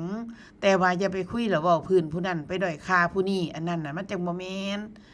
อย่าไปเฮ็ดจังซั่นเฮ็ดให้มันพิลึกพิลั่นหลายๆมันเหนือจากคำเว้าคำสอนของครูบาอาจารย์หลายมันสิได้หนีจากองค์กรนี้ไปมันสิหนีออกจากวงจรนี้เด้แรงเวียงมันสิเวียงหนีออกไกลออกมันสิเห็นโทษเห็นผิดเป็นโทษเห็นถูกเป็นโทษแล้วก็เห็นสิ่งที่มันบ่มันเป็นประโยชน์ว่าบ่เป็นประโยชน์มันก็หนีออกจากนี้เท่านั้นแล้วนะคะอันนี้ก็ได้อย่าได้ไปเฮ็ดจังซั่นนะคะบ่แม่นมันบ่แม่นจังซั่นความหมายของว่าปิดวาจาก็ได้ก็เช่นอีหยังที่เฮาอยากเว้านี่คันสิว่าให้มันเข้าใจเนาะอีหยังที่เฮาอยากเว้าโอ้ยเฮาอยากเว้าเด้ผู้นั้นเป็นจังซั่นนี่อย่าเว้านี่เป็นนี่คือปิดวาจาเงียบเฮาก็เว้าเฮาก็สอนเจ้าของอยู่ในใจของเฮานี่อยู่ในจิตของเฮานี่นะคะบ่แม่นว่าเพิ่นบ่ให้เอ่ยปากจังเช่นเฮ็ดครัวอยู่จังสิปิดวาจาก็เลยถามกันบ่ได้อันนี้ใส่เกลือแล้วบ่ก็เพราะว่าเพิ่นให้ปิดวาจาก็เลยบ่ได้ถามกันก็เลยไปใส่เกลืออีกแกงหม้อนั้นก็เลยเค็มจังซี่มันก็บ่แม่นนะคะมันคือการแบบพิลึกพิลั่นมันบ่ถูกต้องนะคะมันบ่ตรงประเด็นธรรมะบ่ได้สอนให้คนโง่ๆซื่อบื้อแบบนั้นนะคะธรรมะสอนให้เฮาเต็มไปด้วยปัญญานะคะหลวงพ่อบอกว่าไม่มีเพื่อนกายเดียวจิตเดียวก็เลยผิดกันกับหมู่บ่มันก็บ่แม่นบ่ล่ะเฮาก็ต้องเฮ็ดอีหยังให้มันเป็นไปโดยชอบธรรมนะคะไม่มีเพื่อนน่ะหมายถึงคือว่ากายเดียวจิตเดียวตัวเฮาทั้งนั้นเลยเฮาเป็นหยังมาบ่สามารถที่สิมีไผซอยอีหยังเฮาได้นะคะเป็นเรื่องของเฮาล้วนๆเฮาสิปฏิบัติดีปฏิบัติชอบก็เป็นเรื่องของเฮาเป็นเรื่องที่เฮาสิเฮ็ดบ่ดีบ่ชอบก็เป็นเรื่องของเฮาโดยตรงบ่ได้เกี่ยวกับเพื่อนธรรมะที่เฮาเข้าใจอยู่นี่ก็บ่ได้เกี่ยวกับเพื่อนธรรมะที่เฮาบ่เข้าใจแล้วเฮามามีปฏิฆะขัดข้องก็เป็นเรื่องของเฮาบ่ได้เกี่ยวกับเพื่อนนะคะบ่แม่นว่าบ่มีเพื่อนก็เลยบ่สนใจดอกบ่สนใจดอกเพราะว่าหลวงพ่อบอกว่าบ่มีเพื่อนสันอยากเฮ็ดหยังก็เรื่องของสันบ่เกี่ยวกับเธอนี่แม่นบ่เป็นเรื่องจังซี่ไปอันนี้บ่ได้แค่ความรู้สึกนี่แสดงว่าเฮาสิเว้าแต่เรื่องของว่าธรรมะโลกุตระแต่ว่าเฮาปฏิเสธธรรมะโลกิยะเห็นบ่ซึ่งมันสิขัดแย้งกันถ้าเพิ่นเป็นผู้รู้ธรรมะโลกุตระเพิ่นบ่ขัดแย้งเด้เพิ่นบ่มีปัญหากับโลกิยะเด้เพิ่นบ่มีปัญหากับสมมุติเด้ผู้เพิ่นฮู้วิมุตตินะคะแต่ถ้าเฮาตั้งตนไว้ว่าเจ้าของเป็นผู้วิมุตติแล้วผัดมีปัญหากับสมมุตินี่ให้เบิ่งเจ้าของดีๆเด้อแม่เด้อนะคะให้เบิ่งเจ้าของดีๆอาจจะบ่แม่นก็ได้นะคะให้เอาธรรมะไปจับปึงนะคะไปจับเบิ่งว่ามันเป็นเรื่องที่ ถูกต้องหรือเปล่าชอบทำหรือเปล่านะคะเพราะว่าเฮาเองยังเป็นผู้ที่อยู่นำความบ่รู้อยู่เนาะค่ะเฮาอยู่นำความบ่รู้อยู่ก็เลยต้องได้อาศัยธรรมะเว้าคำนึงกับธรรมะ2คำกับธรรมะนะคะบ่มีทางอื่นมันบ่มีอันอื่นที่สิเฮ็ดให้เฮารู้ตรงนี้ได้นะคะอย่างสิไผสิศึกษาขนาดใดถ้าเฮาบ่เว้าเรื่องศึกษาเรื่องแก่นของธรรมะนี่มันสิบ่สามารถตีแผ่ความลับอีหยังต่างๆเหล่านี้ได้ซึ่งมันบ่ได้อยู่จากไกลจากตัวเฮาเลยมันอยู่กับตัวเฮาในทุกอริยบทในกิจวัตรประจำวันของเฮานี่ล่ะนะคะการที่ว่าเพิ่นว่าบ่ให้มีเพื่อนเพิ่นก็บ่ได้หมายความว่าให้เฮาไปทำลายจิตใจเพื่อนนะคะเฮาก็ยังต้องเว้าด้วยความที่ละมุนละม่อมรักษาน้ำใจกันให้เกียรติซึ่งกันรู้จักผู้หลักผู้ใหญ่มีสัมมาคารวะมีความอ่อนน้อมถ่อมตนนี่แม่นบ่แม่นว่าเอ้ยทอกันนั่นล่ะเจ้ากับข่อยหลวงพ่อก็แฮงว่าหลวงพ่อก็ถ้าหลวงพ่อโกรธหลวงพ่อก็เท่ากับโยมเพิ่นก็แฮงว่าเพิ่นผัดบ่ได้โลภโกรธหลงเด้บาดนี้หั่นเด้ซะนั่นเห็นบ่เฮาผัดไปเอาคำเว้าแล้วก็ตีความหมายของคำเว้าบ่ถูกเด้หลวงพ่อก็แฮงเว้าว่าคือกันบ่ได้ยากก็เลยนึกลืมไปในเรื่องของว่าสมควรที่จะมีสัมมาคารวะนะโลกเฮายังอยู่เฮามนุษย์เป็นสัตว์สังคมนะเฮายังอยู่นำสังคมอยู่นะการที่จะเว้าหยังที่จะให้เกียรติซึ่งกันและกันยังจำเป็นอยู่นะนี่ท้ายที่สุดแล้วเพิ่นก็แฮงเว้าว่าพร4ประการคืออายุวันนะสุขะพละย่อมเจริญแก่บุคคลผู้มีปกติไหว้กราบมีปกติอ่อนน้อมต่อผู้ใหญ่เป็นนิดเด้เพิ่นเว้าบัดนี้เห็นบ่เฮาผัดสิอยากได้ดีผัดโอ้ยซ้ำนี่นึงความอ่อนน้อมถ่อมตนก็ยังบ่มีนี่มันบ่ได้เด้บัดนี้แม่เพราะว่าสิ่งที่มันจะต้องได้มาอันนี้มันต้องแลกมาจากตรงนั้นคือความอ่อนน้อมถ่อมตนนะคะเว้าถึงความอ่อนน้อมถ่อมตนนี่คันสมมุติว่าเฮาเข้าไปอยากถามเขาอยากได้ความรู้เขาก็ไปกลางใส่เพิ่นเพราะเขาก็บ่สอนสมัยตะกี้ขออนุญาตซึ่งถึงอีกแต่ก่อนอ้ายพ่อครูเวียงเพิ่นเคยสอนเขาหน่อยนะเพิ่นบอกว่าถ้ามึงเว้าจังซี่เขาจะถ้ามึงอวดรู้เขาสิเว้าให้มึงฟังเขาก็บ่เว้าพอถ้ามึงไปอวดรู้แล้วแล้วว่าเราสอนเขาหน่อยแทนที่มึงสิฟังซะก่อนความเว้านั่นแม่นหรือบ่แม่นมึงก็คิดได้คือกันมึงก็พิจารณาได้คือกันว่าแม่นหรือบ่แม่นมากหน่อยส่ำใดมึงก็พิจารณาได้คือกันแต่ถ้ามึงไปอวดรู้ซะก่อนเขาก็สิเซาเว้าให้มึงฟังมึงก็อดได้ความรู้อีหยังดีๆเราว่าเราสอนสมัยที่ยังอยู่นํกันเจ้าของก็จื้อเท่าคู่มือนี่เด้แม่จังว่าได้เว้าเสมอว่าจังว่าได้เว้าเสมอว่าการที่สิเว้าอีหยังนี่ก็ให้เป็นผู้ฟังซะก่อนจังสิเว้าได้ก็จื้อคำเว้าคำสอนของอ้ายของน้องนี่ล่ะแม่เอ้ยอนุสรณ์ก็ได้เกิดมาเป็นเด็กน้อยบ้านนอกบ่ฮู้จักหยังก็มาอยู่นำพี่สะใภ้ก็อาศัยเพิ่นสั่งเพิ่นสอนอันนั้นอันนี้ก็พอได้รู้มาแต่ว่าก็เป็นผู้ที่โชคดีอยู่อย่างหนึ่งก็คือ